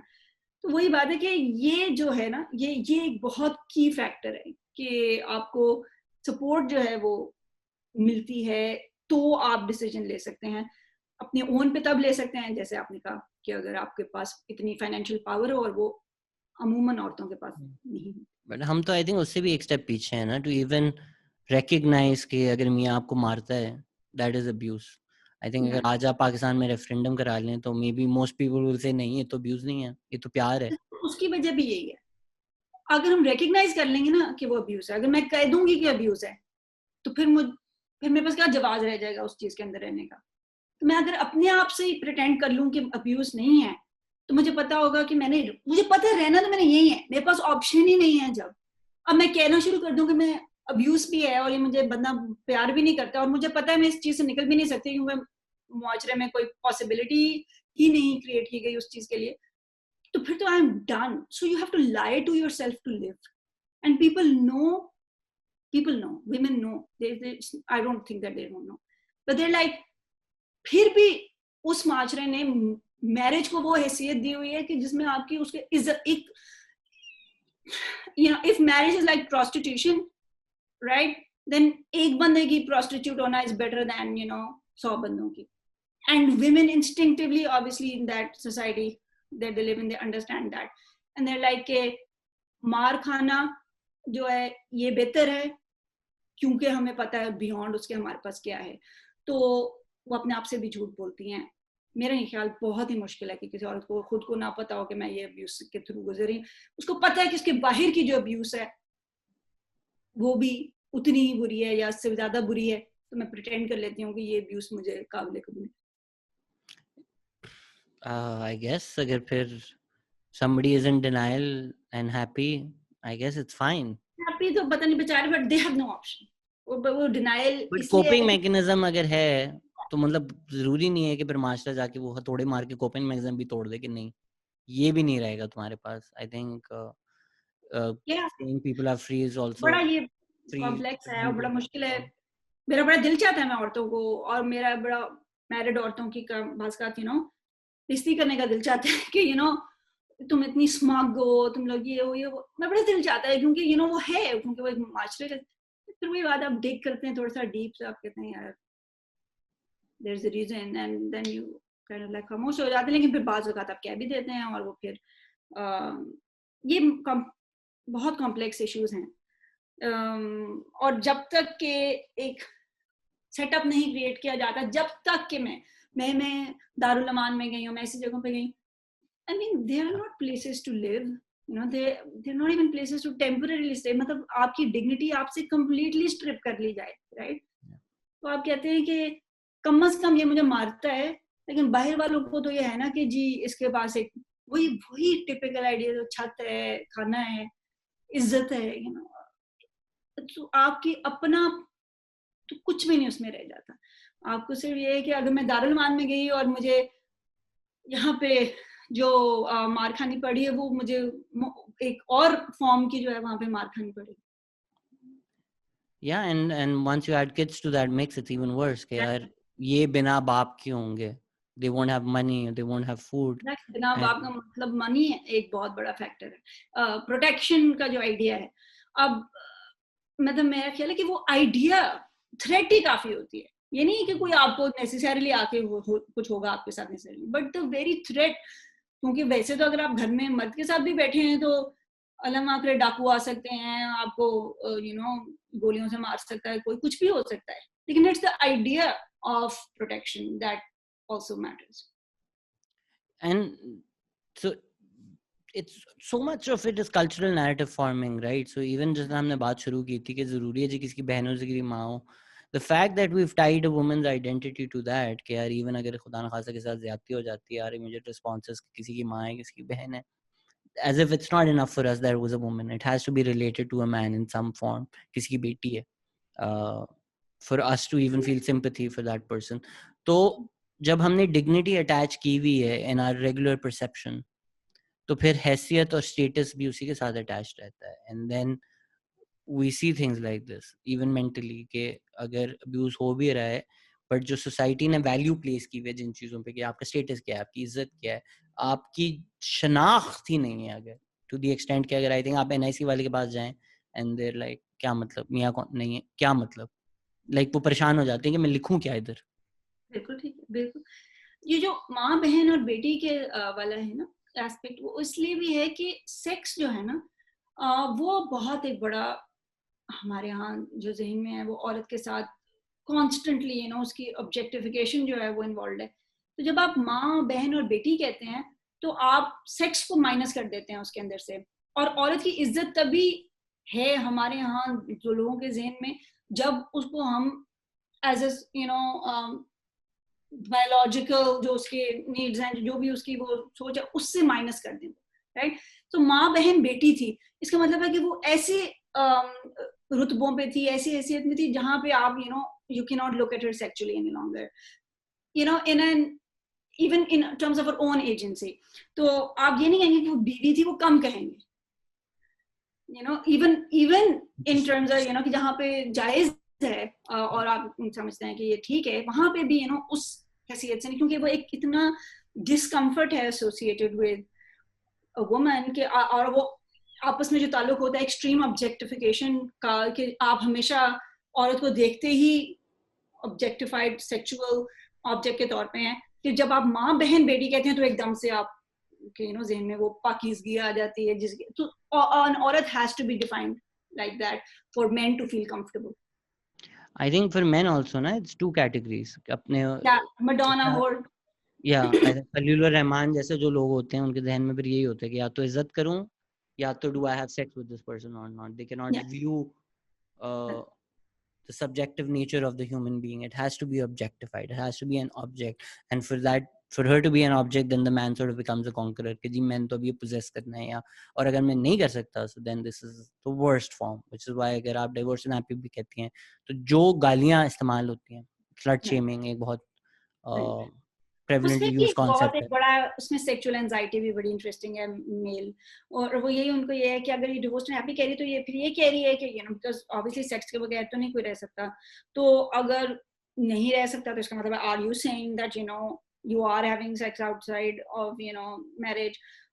ये भी उनके ज़हन में ये इस किस्म के जवाब भी मुझे आते रहे कि आप क्या इसका मतलब you basically you're a slut and that's the worst thing that they can call a woman, and इसलिए you're divorced and happy, otherwise so you can't be. So again everything ultimately goes back to that, and I think the more you dig deep you find out जिस तरह लोगों का एक rudimentary criticism होता है, you don't talk about the real issues. How is this not a real issue? real issues, exactly. Real issues आप क्यों नहीं करते हैं? आप real issues की बातें क्यों? सारे फेक इश्यूज जो आपने बनाए हैं नेटफ्लिक्स शो के लिए, ब्लैक मिरर की एपिसोड है औरत मार पाकिस्तान में इतनी हंसी आती, इतनी इससे ज्यादा बकवास बात कि मैं कहती हूँ कि एक एक प्ले कार्ड औरत मार्च का अल्टीमेटली इंतहाई रियल इश्यूज के बारे में, क्योंकि वही रियल इश्यूज हैं जो कि डिस्कस नहीं हो सकते, जो लेजिस्लेट नहीं हो सकते, और जिनको के सोशली जो है उनके बारे में सोच के उनके बारे में बात करके ही सिर्फ बदला जाता है। कोई चैलेंज से बता दे कि यार एक इशू जो दुनिया का आपको लगता है रियल इशू है आप बता दें, और उस पे प्ले कार्ड ना हो, अनलेस यू टॉक कि रियल इशू उनका है कि जुपिटर पे पानी है या नहीं। अगर आप एक्चुअली कोई इशू लिस्ट करें, there probably at least 10 placards on that particular issue, but you choose to focus on whatever you want to, not to say that any issue is better or worse than the other. But ये बहुत एक even Twitter पे जब मैंने पूछा था, a lot of people were like, why when will they not integrate working class women or lower class? I was like, सब तो थे, अगर आप आके देख लेते। और उसका भी मेरे पास एक जो है वो जवाब ये है कि देखें किसी भी मूवमेंट के अंदर, और खासतौर पे जहाँ पे सोशली रिस्ट्रिक्ट है मूवमेंट, औरतों की रिस्ट्रिक्टेड है और उनके लिए घर से बाहर निकलना मुश्किल है तो उन औरतों में भी जो प्रिविलेज्ड क्लास की औरतें हैं उनके लिए तोड़ना अपने घर के रूल्स को और किसी तरह घर से बाहर निकल के छुप के भी इवन प्ले कार्ड पकड़ना वहां पे जाके पॉसिबल है। उससे जैसे जैसे आप और क्लास प्रिविलेज भी छीनते जाएं उनसे और वो नीचे आप आते जाएं सोशल इकोनॉमिक स्ट्राटा के अंदर, तो उस औरत बेचारी के लिए तो इतना भी करना मुश्किल इम्पॉसिबल है। तो वो जो आपको अगर इतनी ज्यादा एलीट औरतें वहां पे नजर आ रही हैं तो आप ये समझें कि वो इसलिए नजर आ रही हैं कि जिसके पास इतनी सी पावर है कम से कम वो थोड़ी बहुत वहां पे जाके एक्सरसाइज कर रहा है। उससे जो कम है आप घरों से तो खींच के हम किसी को नहीं लेके आ सकते ना, और वो जो है वो लम्हा फिर बाहर वापस जाए तो उसको जो है वो ऑनर किल कर दें। मतलब आई एम नॉट सेइंग कि वो कोई डायरेक्ट रिलेशन है ऑब्वियसली के गुर्बत का और अमीरी का with thought, but there is a lot of possibility के जहाँ पे वर्किंग क्लास औरतें और लोअर मिडिल क्लास, अच्छा वर्किंग क्लास की तो बात, क्योंकि अगेन वो इतना ज्यादा मार्क्सिस्ट वाले से इन चीजों को सारे को इंटरप्रेट किया जाता है, लेकिन बियॉन्ड दैट जो लोअर मिडिल क्लास की भी जो खवातीन हैं जिनको purely sort of working class पता नहीं उस कैटेगरी में कैटेगराइज किया जा सकता है कि नहीं, मसलन आप टीचर हैं किसी गवर्नमेंट स्कूल के अंदर तो आप उसको वर्किंग क्लास ही कहेंगे आई सपोज, बट एनीवे वो तो उस तरह से तो वर्किंग क्लास ही हैं। बहुत सी औरतें जो जिनको हम एलीट भी कहते हैं वो भी अगर प्राइवेट स्कूल में टीचर है तो क्या वो एलीट है और जो गवर्नमेंट स्कूल में वो वर्किंग क्लास है ना। ये जो मार्क्सिस्ट आइडियाज ऑफ हैं क्लास डिफरेंशिएशन एंड कैटेगराइजेशन, मुझे वैसे भी वो लिमिटेड लगते हैं हमारे यहाँ चीजों को डिस्क्राइब करने के हवाले से। बहरहाल तो अगर आप जो है वो जो है एक ऐसी औरत जिसके पास फिर भी पॉसिबिलिटी है कि वो घर से झूठ बोल के ही बाहर निकल जाए, तो वो तो आपको औरत मार्च में नजर आ जाएगी। लेकिन जो झूठ बोल के भी घर से बाहर नहीं निकल सकती, वो नहीं नजर आ सकती, ना कोई उसको खींच के ला सकता है। लेकिन हम रिप्रेजेंट कर रहे हैं बहरहाल उसके आइडियाज और उसकी सोचों को भी। तो ये नहीं, जिसके पास कोई पावर होगी वही जो है वो उसको एक्सरसाइज इतनी सी भी पावर को कर सकता है। जिसके पास इतनी सी भी नहीं है, आप उसको कहते हैं कि वो तो थी नहीं यहाँ पे, वो तो थी नहीं, वो आपने उनको पकड़ के रखा हुआ, उनको कैसे होंगी? आई थिंक वही है ना कि डिमिनिश करने का तरीका है कि जिस तरह आपके एक इंडिविजुअल केस में है कि स्लट शेमिंग का जो कॉन्सेप्ट है कि जी स्लट कह तो बाकी बात ही खत्म हो गई ना, फिर तो आप पढ़ो ही ना कि और उसकी एजेंसी क्या है, उसके मसले क्या है। तो उसी तरह से आप अगर एक प्ले कार्ड उठाकर कह सकते हैं कि oh look this is wrong, और जो भी आपका ओपिनियन उस पर, फिर आप पूरी मूवमेंट को उससे डिमिनिश कर सकते हैं। सो इवन जो सेंट्रिस्ट लोग होते हैं और like I even though I agree with what Aurat March is saying, maybe they should be more sensitive, I am like that is complete bullshit. Because आप क्या टोन पुलिस कर रहे हैं ये कहकर? I think you need to be unequivocal के we support this, and सबका right है। It's not like Aurat March 10 slogan सबको लिखती है कि ये सब प्ले कार्ड पे लिख कर लाएं। नहीं, ये तो बहुत ही सुनने को मिलता है। और औरतों के अंदर भी जब पहली औरत मार्च हुई, उसके बाद जो है दूसरी औरत मार्च के वक्त जब हम कर रहे थे sort of planning stages, तो there were women who said कि वो जो प्लेकार्ड्स थे वो बड़े इश्तियाल अंगेज थे और बड़े वो लोगों को अच्छे नहीं लगे, तो हमें चाहिए कि हम ऐसे सुथरे किस्म के प्लेकार्ड्स उठाएं कि जिसपे किसी को एतराज ना। And the point is that जिसपे किसी को एतराज ना हो, एक तो फर्स्ट ऑफ ऑल पता नहीं उनका एतराज है वो इन इटसेल्फ उसको हम डिसेक्ट कर रहे हैं, वो तो एक है ही। लेकिन उसके अलावा अगर मैं कहती हूँ कि वो काबिल एतराज हैं भी, या अगर उनकी एक शॉक वैल्यू है भी, तो उसी शॉक वैल्यू की वजह से औरत मार्च के बारे में हम सबको पता है। वरना वो यही है कि अगर आप एक कॉन्फ्रेंस में बैठ के औरतों के हवाले से, हकूक के हवाले से बात करते हैं, या अगर आप करते हैं, तो कोई उसके लिए सुनने के लिए तैयार नहीं। लेकिन जब आप वो कैची स्लोगन के तौर पे प्रेजेंट करते हैं, तो people out there are willing to actually sit up and take notice. So I don't understand when people say things like this in general कि जी ऐसी कोई चीज़ करें कोई एतराज़ नहीं है। Especially स्कूल में मुझे काफ़ी सुनने को मिलता है, and I'm like the fact that you're a girl and studying in the school, आधे मुल्क को तो उसी से एतराज़ होगा। So the fact that women are out marching, आप भले अगर उस पे लिख दें, I don't know कि क्या हो सकता है, ऐसी क्या चीज़ हो सकती है जिस पे किसी को कोई एतराज़ ना हो कि यार हम भी एक इंसान हैं, आप ये भी लिख दें तो भी उस पे हज़ारों लोगों ने एतराज़ करना शुरू कर देना है। तो discomfort with औरतों को they have to be nice all the time, right? So when they're not nice, there's great discomfort with that as well. So अगर आप सिर्फ इतना ही कह रहे हैं कि मुझे खाना खुद गर्म कर लो, you're not being nice, right? So that is great discomfort. Yeah, and it's also men telling you कि यार as long as you stay in this box and protest within this box, then we're fine with that. ये protest क्या हुई ये फिर? ये 4 बातें कर लो, ये मुझे लगता है exactly. ये मेरे ख्याल से तुम्हें प्रोटेस्ट इस पे करना चाहिए तुम्हें। आपने क्लास की भी अभी जिक्र किया था, आजकल इंटरसेक्शनैलिटी बड़ा डिस्कस हो रहा है। तो ये अब एक नुआंस लेवल पे ये भी डिस्कशन होता है कि is the feminist movement, is it incumbent upon the feminist movement to also be conscious of other differentials such as class? No, definitely. I mean, you cannot at all ever कोई भी चीज अकेले नहीं खड़ी होती।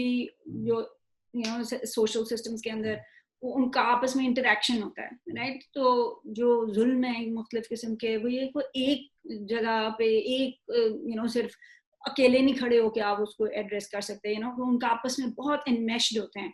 तो अगर आप मुल्क में बहुत गुर्बत है, तो उस गुर्बत की वजह से जो है वो क्या मसाइल हैं जो जन्म लेते हैं, तो उसमें औरतें भी अफेक्ट होंगी, ज्यादा होंगी। गरीब औरत का अगेन जो हम बात ही कर रहे हैं कि अगर उस गरीब औरत के पास कोई फाइनेंशियल इंडिपेंडेंस की पॉसिबिलिटी ही नहीं है, तो वो तो अपनी शादी नहीं छोड़ सकती, राइट? तो वो डायरेक्ट एक रिलेशनशिप है between exploitation, financial exploitation as well as gender exploitation. तो इस तरह से इंटरसेक्शनैलिटी जो है वो तो खैर बहुत ही इम्पोर्टेंट है, ये बिल्कुल मैं नहीं डिनाई करती, लेकिन इंटरसेक्शनैलिटी को जो है वो इमेजिन जो है वो हमें अपने हिसाब से करना पड़ेगा. ये जो आइडिया है कि समहाउ वो हमसे डायरेक्टली इंपोर्ट कर लें और फिर उसको अप्लाई ना करें in ways that are more relevant to our society, तो वो आई फील कि उस दिन तैमूर रहमान साहब जो हैं वो कह रहे थे ट्विटर के ऊपर या you smiled. मैं उनकी ज्यादा बातें मैं सीरियसली लेता हूँ.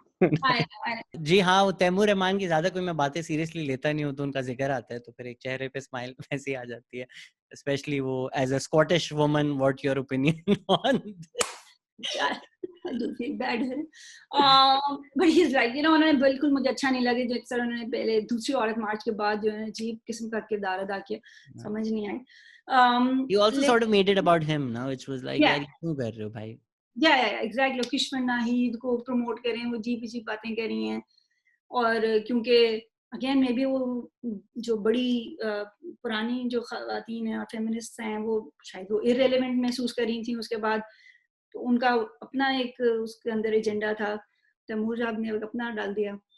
हाँ, किशन नाहिद की पढ़ जरा सुनकर काफी दुख हुआ वैसे कि आज लग ये आपने जो खुद किताब में लिखा है आप उसके खिलाफ बात करती हैं. बिल्कुल. अब बुरी औरत की कथा आपकी किताब का नाम है, तो उसके बाद आप एतराज करिए औरत मार्च के प्लेकार्ड्स पे. Maybe you like इतनी बुरी नहीं कहा था मैंने. राइट. बुरी हो पर इतनी भी नाशुक्री ना. I feel like वो बहुत होता है कि irrelevance का fear या जो भी है. ये अभी तक आपका ख्याल था कि आप ही हैं जो मुल्क में जो शायद इस बारे में बात करेंगे. I feel like ये एक बहुत सिस्टरहुड का जो शायद आइडिया है वो भी बड़ा डिफिकल्ट है, क्योंकि वो अगेन मेरी एक वीडियो है औरत ही औरत की दुश्मन होती है फेमिनिस्तानी के अंदर, वो उसका बहुत है कि वो भी पेट्रियार्की का ही पार्ट है. ये जो आइडिया है औरत ही औरत की दुश्मन होती है, अगर हम मान भी लेंगे होती है तो क्यों होती है, उसका क्यों है पेट्रियार्की से गहरा ताल्लुक. तो आई फील कि जहाँ पे स्पेस कम होती है वहाँ पे खास तौर पे आपस में कंपटीशन जो है वो बहुत ज्यादा बढ़ जाता है, जहाँ पे ये सोच होती है कि रिसोर्सेज की लिमिटेशन है. मेरा ख्याल है कि शायद वो फेमिनिस्ट स्पेस भी ऐसी थी जहाँ पे ख्याल ये था कि यानी अगर और लोग आएंगे, या आपका ख्याल होता है कि अगर और लोग आए तो आपकी इंपॉर्टेंस डिमिनिश हो जाएगी, लेकिन ऐसा नहीं होता और ना ही सोचना चाहिए. हर एक की अपनी जगह होती है, स्पेस होती है, हर कोई अपनी जगह साइड बाय साइड आके ले सकता है. जरूरी नहीं है कि आपको पिछाड़ना पड़े दूसरे को अपनी स्पेस क्रिएट करने. हम थोड़े डिस्ट्रैक्ट हो गए थे तैमूर रहमान के जिक्र पर आप बता रही थी कि इंटरसेक्शनैलिटी और क्लास भी जो है वो इम्पोर्ट नहीं करनी चाहिए, लेकिन आगे लेकिन वो जैसे उन्होंने पूछा तैमूर रहमान ने पिछले दिनों के, एक जो अमीर औरत है वो किस तरह से जो है वो किसी गरीब मर्द से ज्यादा प्रिविलेज्ड है किसी भी केस में. He feels that class is everything, that gender does not somehow intersect in terms of, and then come on top of that. तो मैंने और बहुत सी और ख़वातीन ने ना और भी ख़वातीन ने यही जवाब दिया कि पब्लिक स्पेसेस की जो एक्सेस है वो एक गरीब मर्द को पाकिस्तान में है, लेकिन एक अमीर औरत को उस तरह से नहीं है. सो या तो कोई भी एक सर्टन, वो तो खैर लार्जली ही बहुत गरीब औरतें हैं जो जिनको के अपने घर से बाहर निकल के जो डोमेस्टिक वर्कर्स हैं, ये उनके पास कोई ऑप्शन यहाँ पे नहीं है, वो घर से निकलती हैं क्योंकि घर के इवन मर्द जो हैं वो उनके कमाई के ऊपर डिपेंडेंट है फुली. जहाँ पे जैसे जैसे वो ये कहते जाते हैं कि हम कमाते तो हैं, कमाई है तो सही, तो फिर तुम्हें घर से निकलने की क्या जरूरत है. तो वो और जैसे जैसे ऊपर जाता है क्लास इकोनॉमिकली, उतना ही औरत को पुलिस करना जो है वो ज्यादा पॉसिबल होता जाता है. तो वो जो है मतलब फॉर इंस्टेंस ये फैक्ट जो है मेरे ख्याल के उनके जहन में उतरता है, आप चाहे कुछ भी उनको कह लें. तो they are always looking at things from a completely, उनको ख्याल है कि क्लास की hierarchy is the only real hierarchy, और उसके अलावा कुछ उसके अंदर जाके इंटरसेक्ट नहीं कर सकता. I mean, It's such a dumb question to even respond to, right? कि क्या हम लिस्ट करें, हम ऑपरेशन ओलंपिक्स खेलें कि जी किसका जुल्म ज्यादा है? अगर लेट्स से कल को न्यूज आती है कि कोई क्रिश्चियन गरीब ख्वाजा सर है जिसके सड़क पे उसके साथ जुल्म हुआ है, क्यों हुआ है? मे बी कोई ऑर्गेनाइजेशन है जो रिलीजियस राइट्स के बारे में या माइनॉरिटी राइट्स के बारे में बात करती है, they might amplify the Christian part of it. Right. People who are talking about gender politics might amplify the transgender part of it. People who are talking about class might amplify the class part of it. But that person's lived existence is an intersectionality of all these identities, right? आप उसको एक petri dish में से तो नहीं निकाल सकते कि ये टेस्ट ट्यूब में अलग आइडेंटिटी है, ये अलग आइडेंटिटी है, 26% ये 27% ये इस time.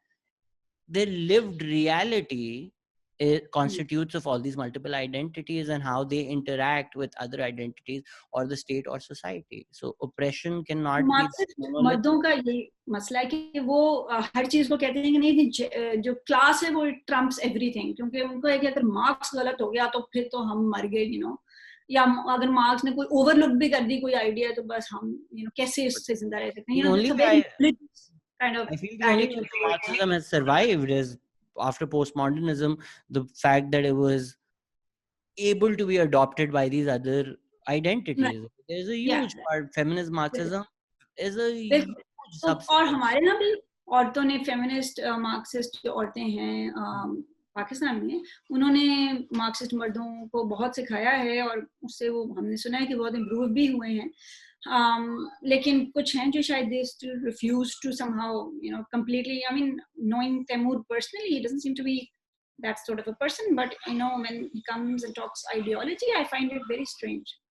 I think it's also sometimes जो आपने किशोर नाहिद के बारे में बात की थी, आप भूल जाते हैं कि आप सोशल कॉज के लिए बात कर रहे हैं और अपना आपको बहुत ज्यादा या नुमाया नजर आना शुरू हो जाता है. तो अगर आप अटैच कर दें मेरी आइडेंटिटी या मेरी डिग्निटी या मेरी respect from the social cause I am fighting towards, then वो सोशल कॉज की वैल्यू आप अपनी वैल्यू के साथ अटैच करना शुरू हो जाते हैं. सो अगर if feminism is equally important then जी उनकी स्ट्रगल का क्या. सो चलें आपकी इंटरसेक्शनैलिटी पे एक नुआंस आर्गुमेंट हो सकती है, ठीक है, जिस तरह अभी हमने फेमिनिज्म की भी बात की कि why is there a lot of upper class feminism in Pakistan? We can have that discussion, right? But for during the Aurat March to be like यार नहीं हमारे लोगों को आप बोलने दें, नहीं तो हम अपनी मार्च करेंगे, हम नहीं आएंगे. I think you're making about yourself, and at that point you need to take a step back and figure out how much of your politics and your social causes are about the cause itself and how much of it is about you. Upper class feminism is also a reality. Even, you know, suffragettes में भी ये था. White feminism. Yeah. और उस वही जिसके पास एक Maslow's pyramid जब जितनी फुलफिलमेंट का लेवल पहुंच जाता है इतना कि आपको रोटी की फिक्र नहीं है जब, तो फिर आप दूसरी चीज के बारे में बात कर सकते हैं, राइट? जो बिल्कुल इंसान सारा दिन रोटी के पीछे ही भाग रहा है, वो औरत मार्च में उसके लिए पार्टिसिपेट करना तो शायद फिर भी पॉसिबल हो, लेकिन वो उसको ऑर्गेनाइज नहीं कर सकता क्योंकि वो अपनी सारी जो जिंदगी की रिसोर्सेज और अपनी इमोशनल, फिजिकल, फाइनेंशियल रिसोर्सेज अपने जिंदा रहने में इस्तेमाल कर रहे हैं. I think, sorry जी, तो आप go ahead. मैं कह रहा था as long as it's not bigoted and exclusionary, right? Like for instance, suffragette movement, there was a deliberate effort to not give black people the right to vote. बिल्कुल, वो तो हम कालों से तो बहुत बेहतर हैं, हम औरतें हैं. And so that deserves a legitimate criticism of white feminism if you're particularly putting down another race and amplifying your gender identity. That deserves criticism, but not being able to as an individual, nahin, bilkul nahin. I think maybe in the first year it wasn't LGBTQ rights maybe weren't at the forefront, and I mean it takes step. Maybe right now it's a lot more inclusionary than it was publicly at least. I think पहली वाली पे आपने को pride flags as such इतने नुमाया नहीं देखे थे जितनी तीसरी वाली पर नजर आ रहे हैं. And that's also वो एक अलग इतराज है, वो एक अलग मसला है कि आप जिस you know माशरे में रहते हैं उसके अंदर आपको इनिशियल मतलब इवन आप जो सफरेजेट्स की जो बात करें उसमें भी you know मसला ये कि जिसका इमीडिएट मसला होता है वो उसको ब्लिंकर्स के साथ उसकी तरफ देख रहा होता है, राइट? और जैसे अगर औरतों ने वोट्स लेने हैं तो वो उनको ब्लैक खवातीन और ब्लैक मर्दों का उनके रेडर पे नहीं है, बल्कि रेडर पे ना सिर्फ नहीं है बल्कि actively they might be बिगेटेड, Actively racist, I think. या exactly, Some of them at least. Yeah. बिल्कुल ठीक है।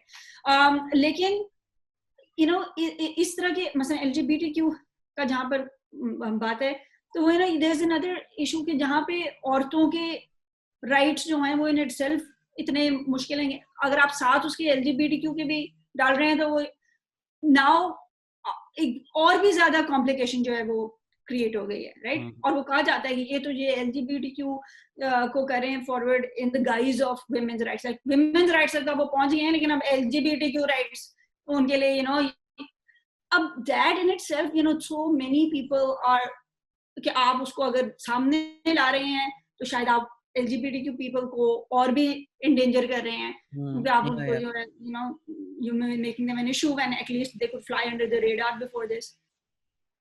So there is a lot of complication involved. बहुत मुश्किलें हैं. थैंक यू सो मच, आप लोगों की जिंदगी थोड़ी आसान कर रही हैं by untangling a lot of these hard concepts. And जो सुन रहे हैं फेमिनिस्तानी, प्लीज जाएं, सब्सक्राइब करें, लाइक करें. Yes, please. And I have been asked कि मैं जो enough videos क्यों नहीं बनाती, and I would just like to say I'm trying very hard. It's very difficult. मैं अपनी worst critic हूँ. So इसलिए to actually put something out there that I feel happy with, that takes a lot of time. I hope this podcast feeds some of that, because I honestly, like, talking to you today, I feel you, just as yourself without a script, are even more brilliant than those videos. I honestly would like just put on a camera and start a podcast or something. Yeah, I would watch you for hours just talking. Thank you so much. Thanks a lot, and thanks for asking me over. No, it's a pleasure. पता नहीं चला, time गुजर गया. Thank you so much, and thank you everybody for listening. Take care. Okay. Bye.